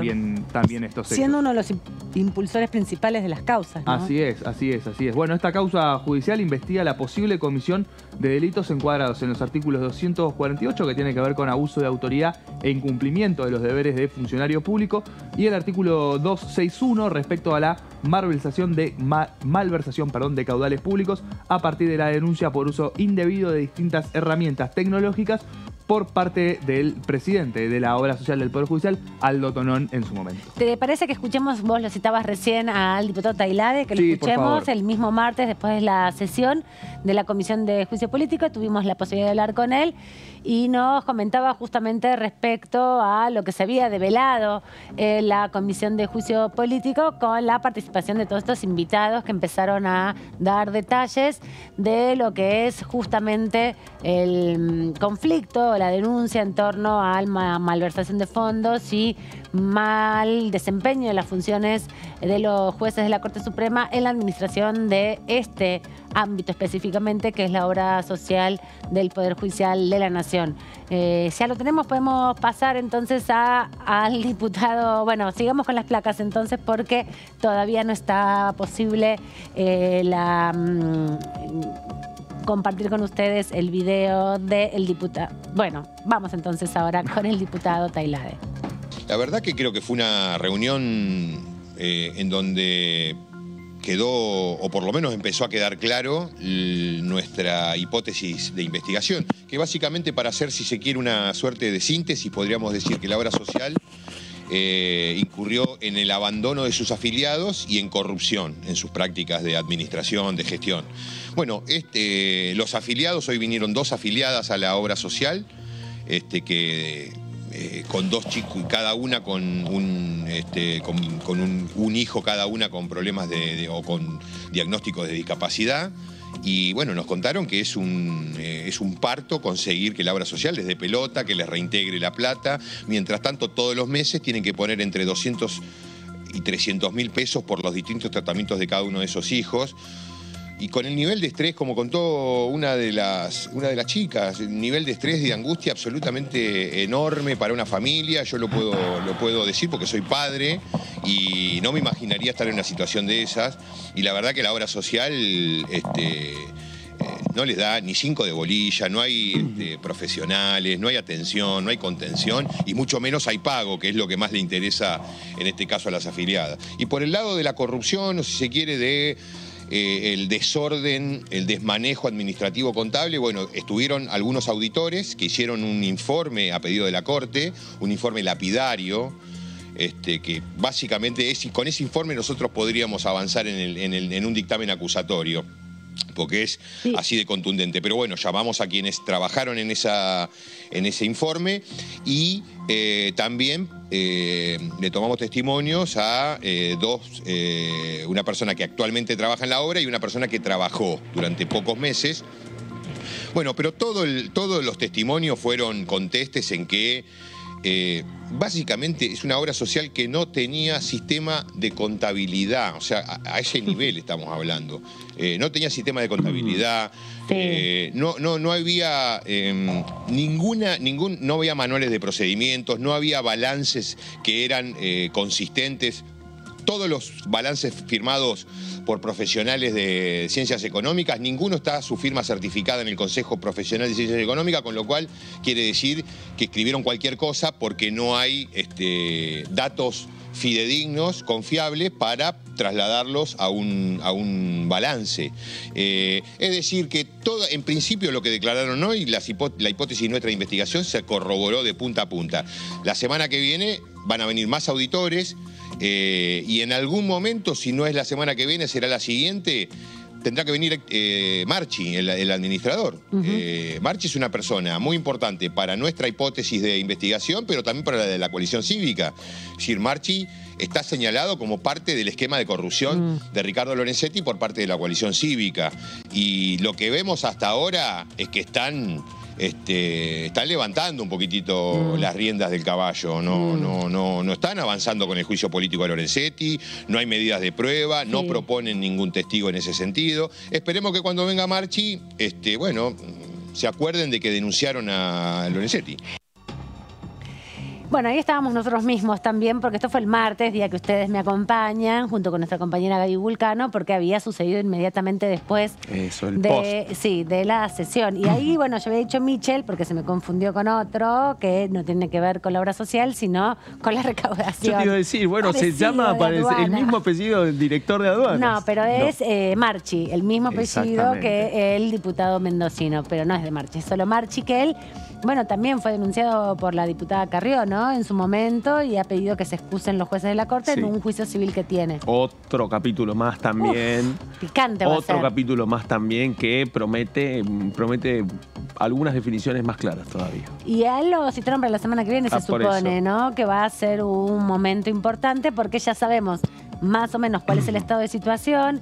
Los contadores y los médicos legalistas que vinieron, legistas que vinieron y dieron cuenta de la investigación que hicieron, ¿no? De la auditoría, ya nos explicaron que esto es medio un desastre. Sí, una auditoría a medias, ¿no? Sin dudas también. A una auditoría con el estado de la situación, pero sin conclusiones. Sí. Que es como mitad de camino. Un diagnóstico, como diciendo, bueno, esto está así. No sabemos qué hacer. Bueno, en esta causa judicial se investigan también supuestas contradicciones fraudulentas por parte de esta obra social y dos de sus empresas prestadoras de servicios de emergencia médica integral, Sociedad Anónima, y Farmadant, Sociedad Anónima también. Aparecen ahí, bueno, las complicaciones respecto a la malversación de fondos que veníamos comentando con estas empresas que, bueno, prestan servicios médicos para el funcionamiento de la obra social. Claro, porque hay que explicar que todas las obras sociales tienen casi todo tercerizado y las prepagas también, hay muy pocas prepagas. Por ejemplo, las prepagas de los hospitales, del sistema hospitalario privado, tiene sus espacios y sus consultorios, ¿no? Exacto. Esta obra social, en general las obras sociales, salvo el policlínico bancario, que también tiene su hospital propio, bueno, los camioneros también desarrollan su propio hospital, en general contratan, tercerizan el trabajo de los profesionales de la salud. Exacto. Y ahí hay un punto de las denuncias, justamente. En esa tercerización no se pagó lo que se tenía que pagar, entonces no se accedían a los tratamientos. Ese es uno de los puntos que denuncian también los trabajadores que lo estuvieron exponiendo, las dos trabajadoras que vinieron el martes a hacerlo. A raíz de esta causa penales, bueno, la Corte Suprema recibió un primer informe de su secretario general de la Administración sobre la situación en que se encontraba esta obra social y dio un poco el diagnóstico que veníamos comentando, ¿no? Una estructura organizativa ocupada en forma parcial o precaria, un sistema informático obsoleto y de alto riesgo y falta de herramientas de gestión, donde ahí entra lo que nos comentaba en el tape de recién el diputado Tailade respecto a que no tenían manejo contable, ¿no? De los números de la obra social. Mirá que ahora hay tiktokers que te enseñan a usar el Excel. Es muy fácil, ¿no? Te dicen, bueno, es un programa que ya tiene como 40 años más o menos. Sí. Pero bueno, no todos lo conocen. Un poco complicada. A ver si ahí tenemos para pasar a gusto a la siguiente plaquita. Donde, bueno, recordamos que se ordenó esta auditoría que fue concluida en agosto de 2022, donde, bueno, subrayó que los resultados confirmaron que durante los 13 años que fueron objeto de estudio, esta obra social fue administrada de manera deficiente, señalando las irregularidades que están denunciando en este momento y, bueno, y empiezan a aparecer distintos las estrategias, ¿no? Empezar a intentar entender ese funcionamiento para ver realmente cuál era esa malversación de fondos, por qué funcionaba y cuál era el beneficio, ¿no? que tenían estas dos empresas que repasamos recién. Exactamente, es parte de las denuncias que están presentadas por los denunciantes. Por un lado es la diputada Paula Oliveto, el diputado Juan Manuel López de la coalición cívica, que replican proyectos impulsados por Elisa Carrión en el 2017, pero también la denuncia que presenta el Sindicato de Trabajadores Judiciales, que viene presentando y representando a los trabajadores justamente ante estas denuncias. Y por otro lado, los diputados del oficialismo, tanto María Rosa Martínez como Pablo Carro, que tomaron esta dimensión de las denuncias para poder avanzar en representación de la rama sindical dentro de la Cámara, de los diputados sindicales, sumando entonces a la denuncia de la Citrasju, una de las de los sindicatos, ¿no? Porque el otro sindicato de empleados judiciales no está participando. Silencio total. Todavía de este debate. Exactamente. Sí, por favor. No, que es todo un interrogante también, extraño. Porque es que hay un tema que nos preguntábamos recién. ¿Qué estará pensando el trabajador del Poder Judicial de la Nación? Los trabajadores, las trabajadoras, los secretarios, todos los que forman parte de la estructura laboral del Poder Judicial de la Nación, cuando ve que esta obra social a la que aportan y a la que esperan que cumpla con determinadas prestaciones, se dan cuenta de que tiene estas fragilidades, que tiene estas debilidades, estas irregularidades, más teniendo en cuenta lo que tiene que ver la autoridad que implica dentro del Poder Judicial el rol de la Corte Suprema de Justicia, ¿no? O sea, no solamente porque es el máximo tribunal, sino porque también en el plano de la verticalidad que ejerce la administración de distintas cuestiones del Poder Judicial, como en este caso específico de la obra social, bueno, es todo un tema. Lo otro pasa por el Consejo de la Magistratura, pero en el caso específico de la obra social nos encontramos con un tema que interpela directamente a la comunidad de magistrados, magistradas y trabajadores y trabajadoras del Poder Judicial. Dijiste Consejo de la Magistratura y pensé, todavía falta esa causal de investigación. Por eso. Bueno, si esta está picante, esa va a ser picantísima. Y son montos mucho más grandes, parece. Y sumale lo que implica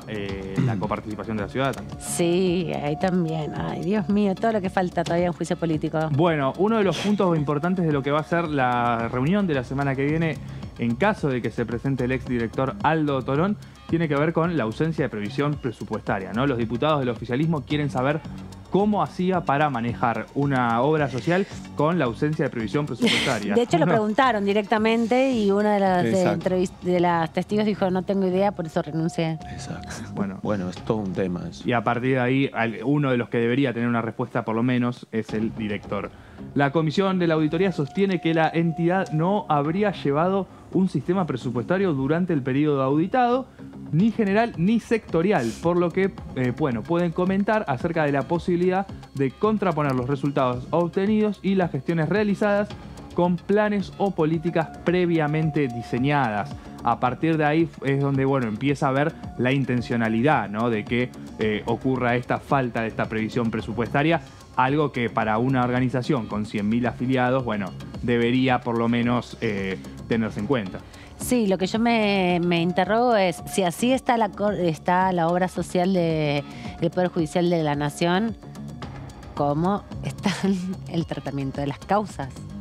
¿No? Porque todas esas personas que tendrían que tener acceso al derecho a la salud, que además lo pagan, son las que después tienen que atenderte a vos y llevar adelante los trámites de tus denuncias, ¿no? Y por eso es tan hostil muchas veces, porque la pobre gente también se encuentra muy frustrada en sus derechos como trabajadores. Eso, un costado poco conocido de la realidad laboral de los tribunales.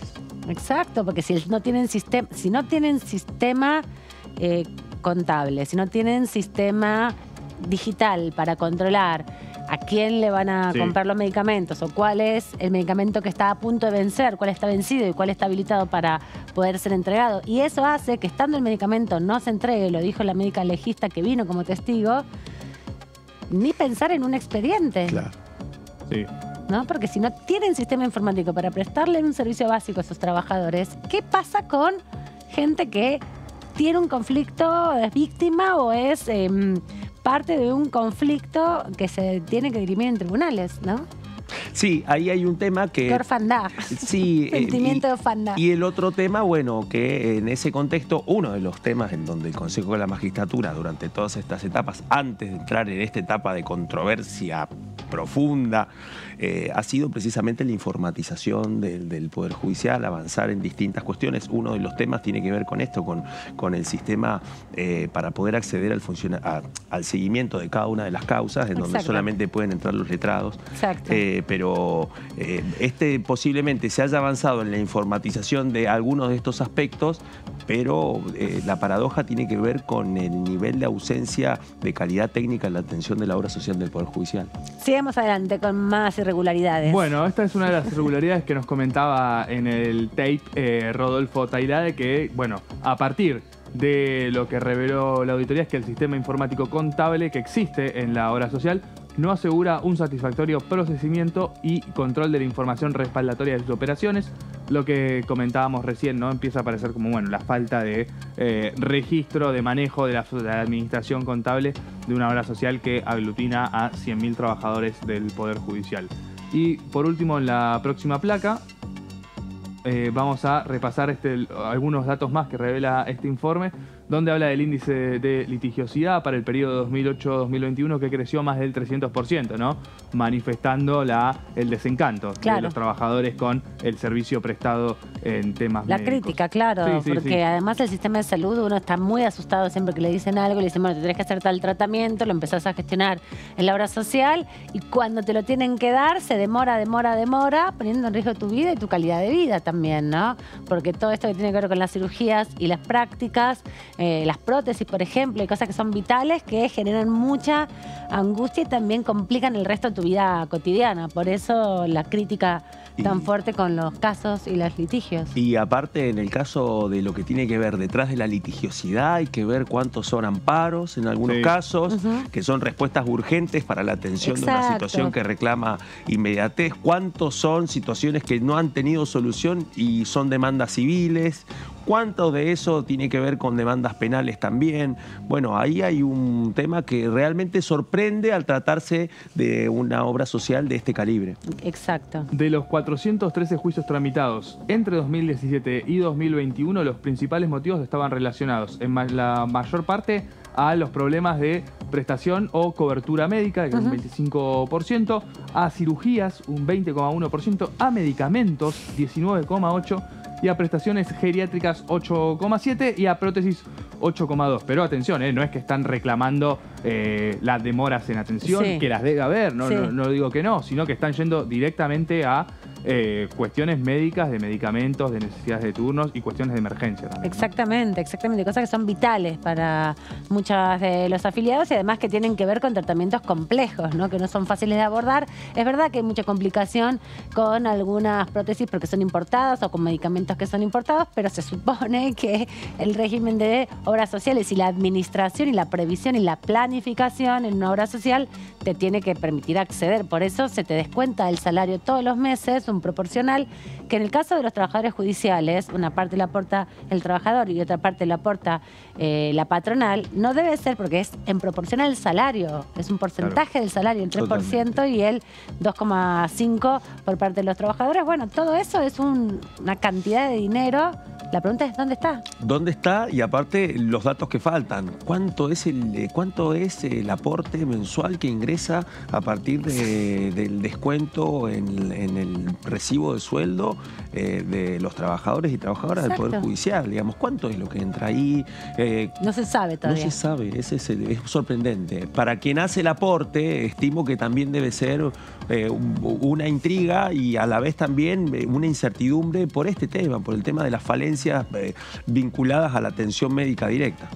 Sin duda, sin duda. Bueno, este proyecto encuadra en las causales de mal desempeño previstas en el artículo 53 de la Constitución Nacional, que es lo que respalda el juicio político a los jueces de la Corte Suprema que se está llevando adelante.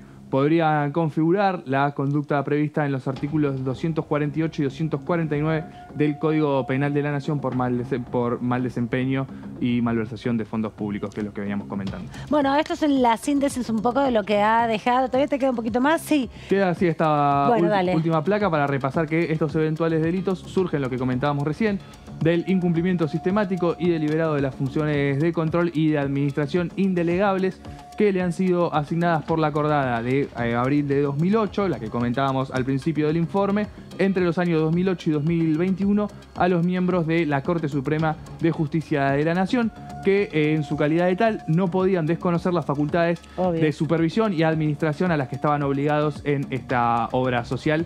Así que este es uno de los puntos más conflictivos que se está desarrollando en el juicio político a los 4 miembros de la Corte. Porque esto es justamente las responsabilidades que tienen por el cargo, ¿no? No todo el mundo llega a ser juez de la Corte, no es una cuestión meritócrata que llega por el proceso rindiendo exámenes, sino que es un sector, son funcionarios de altísimo nivel, tanto como o más, incluso se está demostrando que los funcionarios del Ejecutivo Nacional en un punto, porque perduran en su cargo hasta los 75 años de edad, tienen un montón de incidencia en la vida de los ciudadanos y las ciudadanas, y por eso tienen la obligación, siendo incluso tan pocos, de investigar y sobre todo de controlar lo que sucede con la obra social que desde el 2008 ellos decidieron administrar.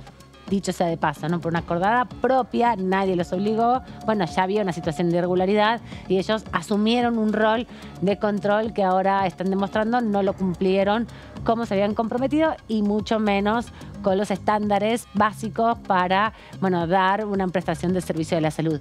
Repasemos qué nos decía Vanessa Siley inmediatamente después de terminada la comisión de esta semana de juicio político de la Corte Suprema. Vamos a pasar al expediente 112S-2016, que es el protocolo de prevención de dengue. No es la diputada Siley, no es la diputada Siley. Yo lo caché ahí al vuelo porque ese es el diputado Valdés, lo que pasábamos más temprano. La diputada Siley, les comentábamos, una de las diputadas que lleva adelante las preguntas a los testigos en el contexto del juicio político. Ahora vamos a ver si lo podemos repasar porque, ella conversó con nosotros minutos después de este debate de la obra social que, como les decíamos, la semana que viene va a tener su nuevo capítulo el día martes. Por lo a menos partir de las 13, como viene sucediendo. Por lo menos 2 audiencias más de este tema dijeron que iba a haber. Round 12 y round 13. Sí. Sería. De jornadas largas, jornadas que están haciendo entre 6 y 8 horas. Sí, y son un promedio de 6-7 testigos, ¿no? Algunos pasan muy rápido, pero otros son los testigos que aportan un poco más de información. Otra de las cosas que también quería destacar respecto a esto es que ustedes pueden visitar la página de la Cámara de Diputados de la Nación, hcdn.gov.ar. Ahí dentro de la pestaña Comisiones pueden buscar la de juicio político porque todas las reuniones, sus versiones taquigráficas, son subidas de manera automática el día siguiente de desarrollada la sesión y además allí se está compilando toda la información de acceso público que tiene que ver con las pruebas que se están juntando respecto a este proceso de juicio político de los 4 miembros de la Corte Suprema de Justicia. Está el informe de admisibilidad, que es lo primero. Están un documento con las referencias a las 14 denuncias, con links para que se puedan leer en detalle cada uno de los proyectos. También están acumulándose allí varios documentos que se han entregado a la Comisión de Juicio Político y que son de circulación, como las acordadas, que son documentos públicos, pero están reunidas en función al juicio político para que todo el mundo tenga acceso entonces a este material. Y así, ¿y cómo entramos? Entramos en Diputados Gobar, comisiones. En comisiones, ahí están enumeradas todas las comisiones, busca la de juicio político, que creo que es la 15 o la 14, y ahí entras y dice juicio político en curso, también es una pestañita y está todos los documentos. Es algo que lo promovió la presidenta de la comisión, pero es importante porque es un documento público, porque es un juicio público. Exactamente, y es también la forma de aprovechar los instrumentos que tiene la Cámara para garantizar el acceso a la información pública sobre este tema, poder acceder a distinta documentación y poder seguir mucho más en detalle de qué se trata y de qué se está hablando y cuál es la profundidad que tienen las denuncias. Vamos a escuchar entonces, ahora Vanessa Siley, minutos después de terminada esta jornada del martes de la Comisión de Juicio juicio político. La verdad que como síntesis y como primera reunión para abordar las denuncias sobre irregularidades, sobre desmanejos, sobre faltas de controles absolutos y sobre posible malversación de fondos que hay en la obra social, fue una reunión muy productiva. Vinieron dos de los auditores, una auditora médica, un auditor contable. La verdad que dos personas de alto nivel que habían sido designados por la propia Corte para auditar la obra social, que a primera vista ya dejaron de manifiesto que durante el 2008 hasta el 2021, por lo menos, que fue el periodo auditado, hubo desmanejos, no hubo sistema de contabilidad, no hay sistema de contabilidad en la obra social. Esto hace que se carezca de toda confiabilidad. Dicho estas palabras por el contador, un contador que, por ejemplo, fue perito de una comisión especializada contra la corrupción, ¿no? Lo dijo.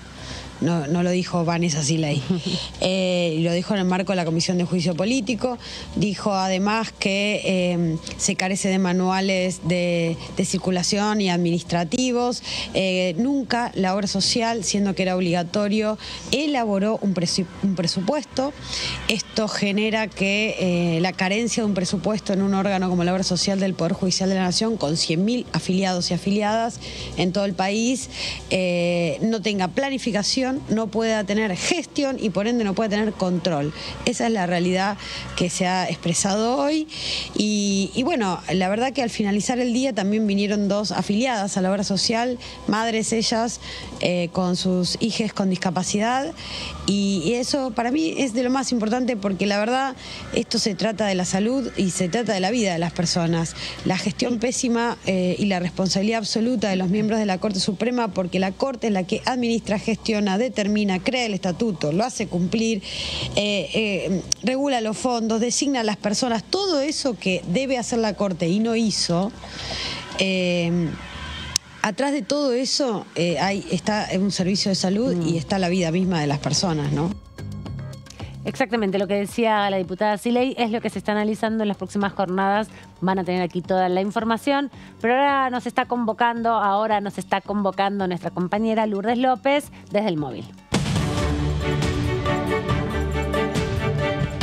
¿Cómo estás, Aman? Bueno, saludar por supuesto a todo el equipo en piso y a la audiencia que nos sigue a través de Diputados Televisión. Bueno, hay mucho que hablar en materia medioambiental porque en el día de ayer en la Cámara de Diputados de la Nación tuvo la media sanción lo que es el proyecto de ley que fue presentado, impulsado por el diputado del Frente de la Concordia Misionera. Estamos hablando de Diego Sartori, sobre declarar monumento nacional a lo que es el águila arpía. Es un águila en este caso que, bueno, tiene lugar en lo que es la selva misionera, en espacios selváticos donde también su nidificación fue recién descubierta o que se tuvo registro en octubre del año pasado en la provincia de Misiones.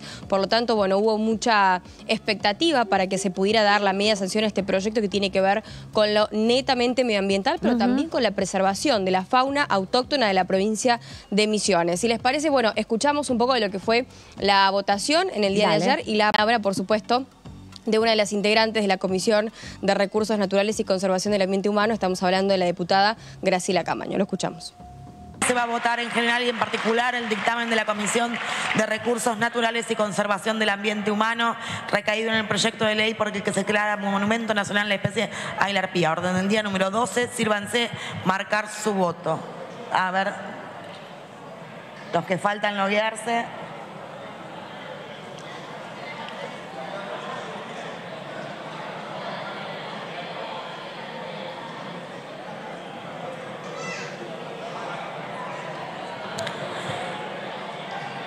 Tiempo. Se cierra la votación. Por secretaría se dará lectura del resultado de la votación. 151 afirmativos, 0 negativos, 8 las abstenciones. Resulta afirmativa, se comunicará al Honorable Senado de la Nación. Súper importante, Lourdes, muy bien, esto, bueno, ¿no? Se trata precisamente de una ave que es declarada como en peligro de extinción y que por supuesto colabora con el equilibrio del ecosistema, por lo tanto ya se ha declarado en la provincia de Misiones como ave, en este caso monumento natural protegida, ¿no? Debido a esto que les estaba contando, según la ley 16, número 29, que reconoce la importancia de su conservación y protección como factor del equilibrio ambiental. Es monumento nacional natural. Bueno, escuchamos también ahora sí la palabra de la diputada Graciela Camaño, quien por supuesto siempre brega y trabaja mucho por los diferentes proyectos de ley que tienen que ver con la ecología y con el cuidado del medio ambiente. Voy a tratar de convencerlos. Primero decir que el proyecto no es mío, el proyecto es de autoría del diputado Diego Sartori de la provincia de Misiones, provincia que debemos contemplar como una de las más importantes en materia de cuidado del ambiente. En el día de hoy casualmente leía una noticia, querido Diego, que están haciendo los concursos en el Consejo de la Magistratura porque la provincia de Misiones ha dictado una norma por la cual tiene justicia ambiental. ¿De qué estamos hablando, señora presidenta? Estamos hablando de un ave que tiene un nombre feo, águila arpía. Seguramente mañana en los medios de comunicación, tal como dijeron algunos diputados y charlábamos acá con el colega expert, no va a faltar quien desde la ciudad de Buenos Aires y desde un micrófono ampuloso nos critique por haber votado esta protección para esta especie.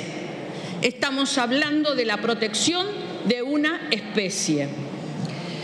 Águila arpía con H y sin H. Águila arpía que se llama también águila mayor o águila coronada. Es el ave distintiva y que representa a Panamá. Es el águila más grande del neotrópico y la más poderosa a nivel mundial. Su población, señora presidenta, está en declive. Está catalogada como una especie vulnerable por la Unión Internacional para la Conservación de la Naturaleza.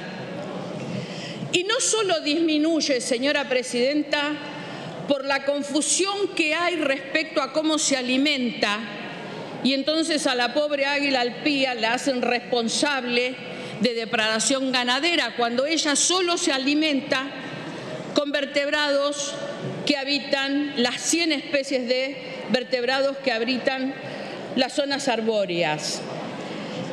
También e inexplicablemente la matan porque la ven grande. Estudios realizados por quienes se abocan a las posibilidades de conservarla nos hablan de que el 80% de cazadores de esta especie que las matan a tiro lo hacen nada más que porque es grande, nada más que porque quieren tener el trofeo cerca, mirar el tamaño desde cerca. También es cierto, señora presidenta, y esto no nos tenemos que hacer los sonsos, que tiene que ver con la deforestación, con el desastre ambiental que producimos en nuestros bosques. Más o menos unas 200 águilas arpías son eliminadas a balazo cada año. Y por eso, señora presidenta, acompaño con tanto fervor el proyecto presentado por el diputado Sartori y que espero que lo acompañemos con convencimiento, porque estamos dando un paso más hacia trabajar en orden a conservar la naturaleza. Muchas gracias. Ahí justamente, Lourdes, escuchábamos a Camaño defendiendo y que también fue muy ovacionada por los misioneros porque la destacaron, ¿no? Dijeron, bueno, usted que está en medio de la ciudad, nos parece importante que retome este debate y apoye una iniciativa de estas características que se da sobre todo en la existencia de las águilas arpías por la zona de Misiones. Exacto, siempre pensando desde la periferia hacia el centro, ¿no? La importancia de declarar proyectos de ley que tengan en cuenta, en este caso, la fauna autóctona de la provincia de Misiones, pensando también que es el águila mayor y como también lo dijimos anteriormente en el móvil y como lo decía la diputada Camaño, es una especie que está en peligro de extinción y que tuvo que ser declarada monumento nacional, natural y de preservación debido a su gran importancia y aporte al equilibrio natural ambiental. Así que, por supuesto, sumado a todo esto, vamos a contarles que en el día de hoy, a partir de las 23 horas, como todos los jueves, una nueva edición de Ecoagenda. Estamos muy contentos con todo el equipo, la producción y demás, y volvemos a agradecer el espacio también, sin duda, de poder contar lo que está haciendo la Agenda Verde, lo que está haciendo a nivel medioambiental. Bueno, hoy particularmente comenzó la COP2 por el Acuerdo de Escazú. Es un acuerdo que habla sobre, por supuesto, diferentes temas que tienen que ver con la ecología y de qué manera también como sociedad intervenimos y cuál es el futuro que nos espera.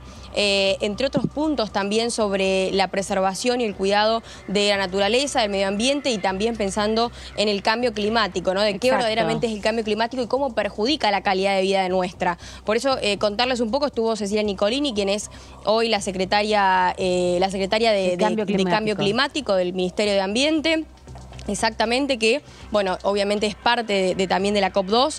Estuvo también el diputado Eduardo Fernández hablando sobre la sequía también que hay en la provincia de Córdoba, de qué manera todo también se combate, bueno, y otros temas también importantes que tiene que ver puntualmente con este tema netamente ecológico. Hoy a las 23, entonces, Ecoagenda. Gracias por el móvil y gracias por toda la información.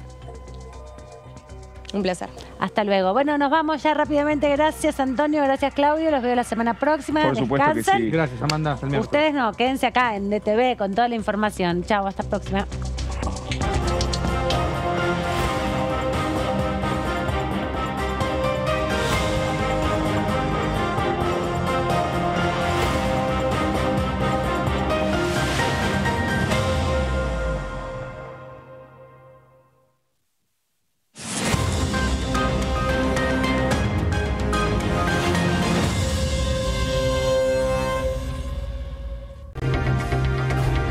Ellos son tu voz en el análisis.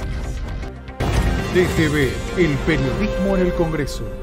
Cuando hagas una compra, paga como quieras, pero paga lo que es justo, porque ahora contás con precios justos. El compromiso que tomamos con supermercados y distribuidores de todo el país para que más de 2.000 productos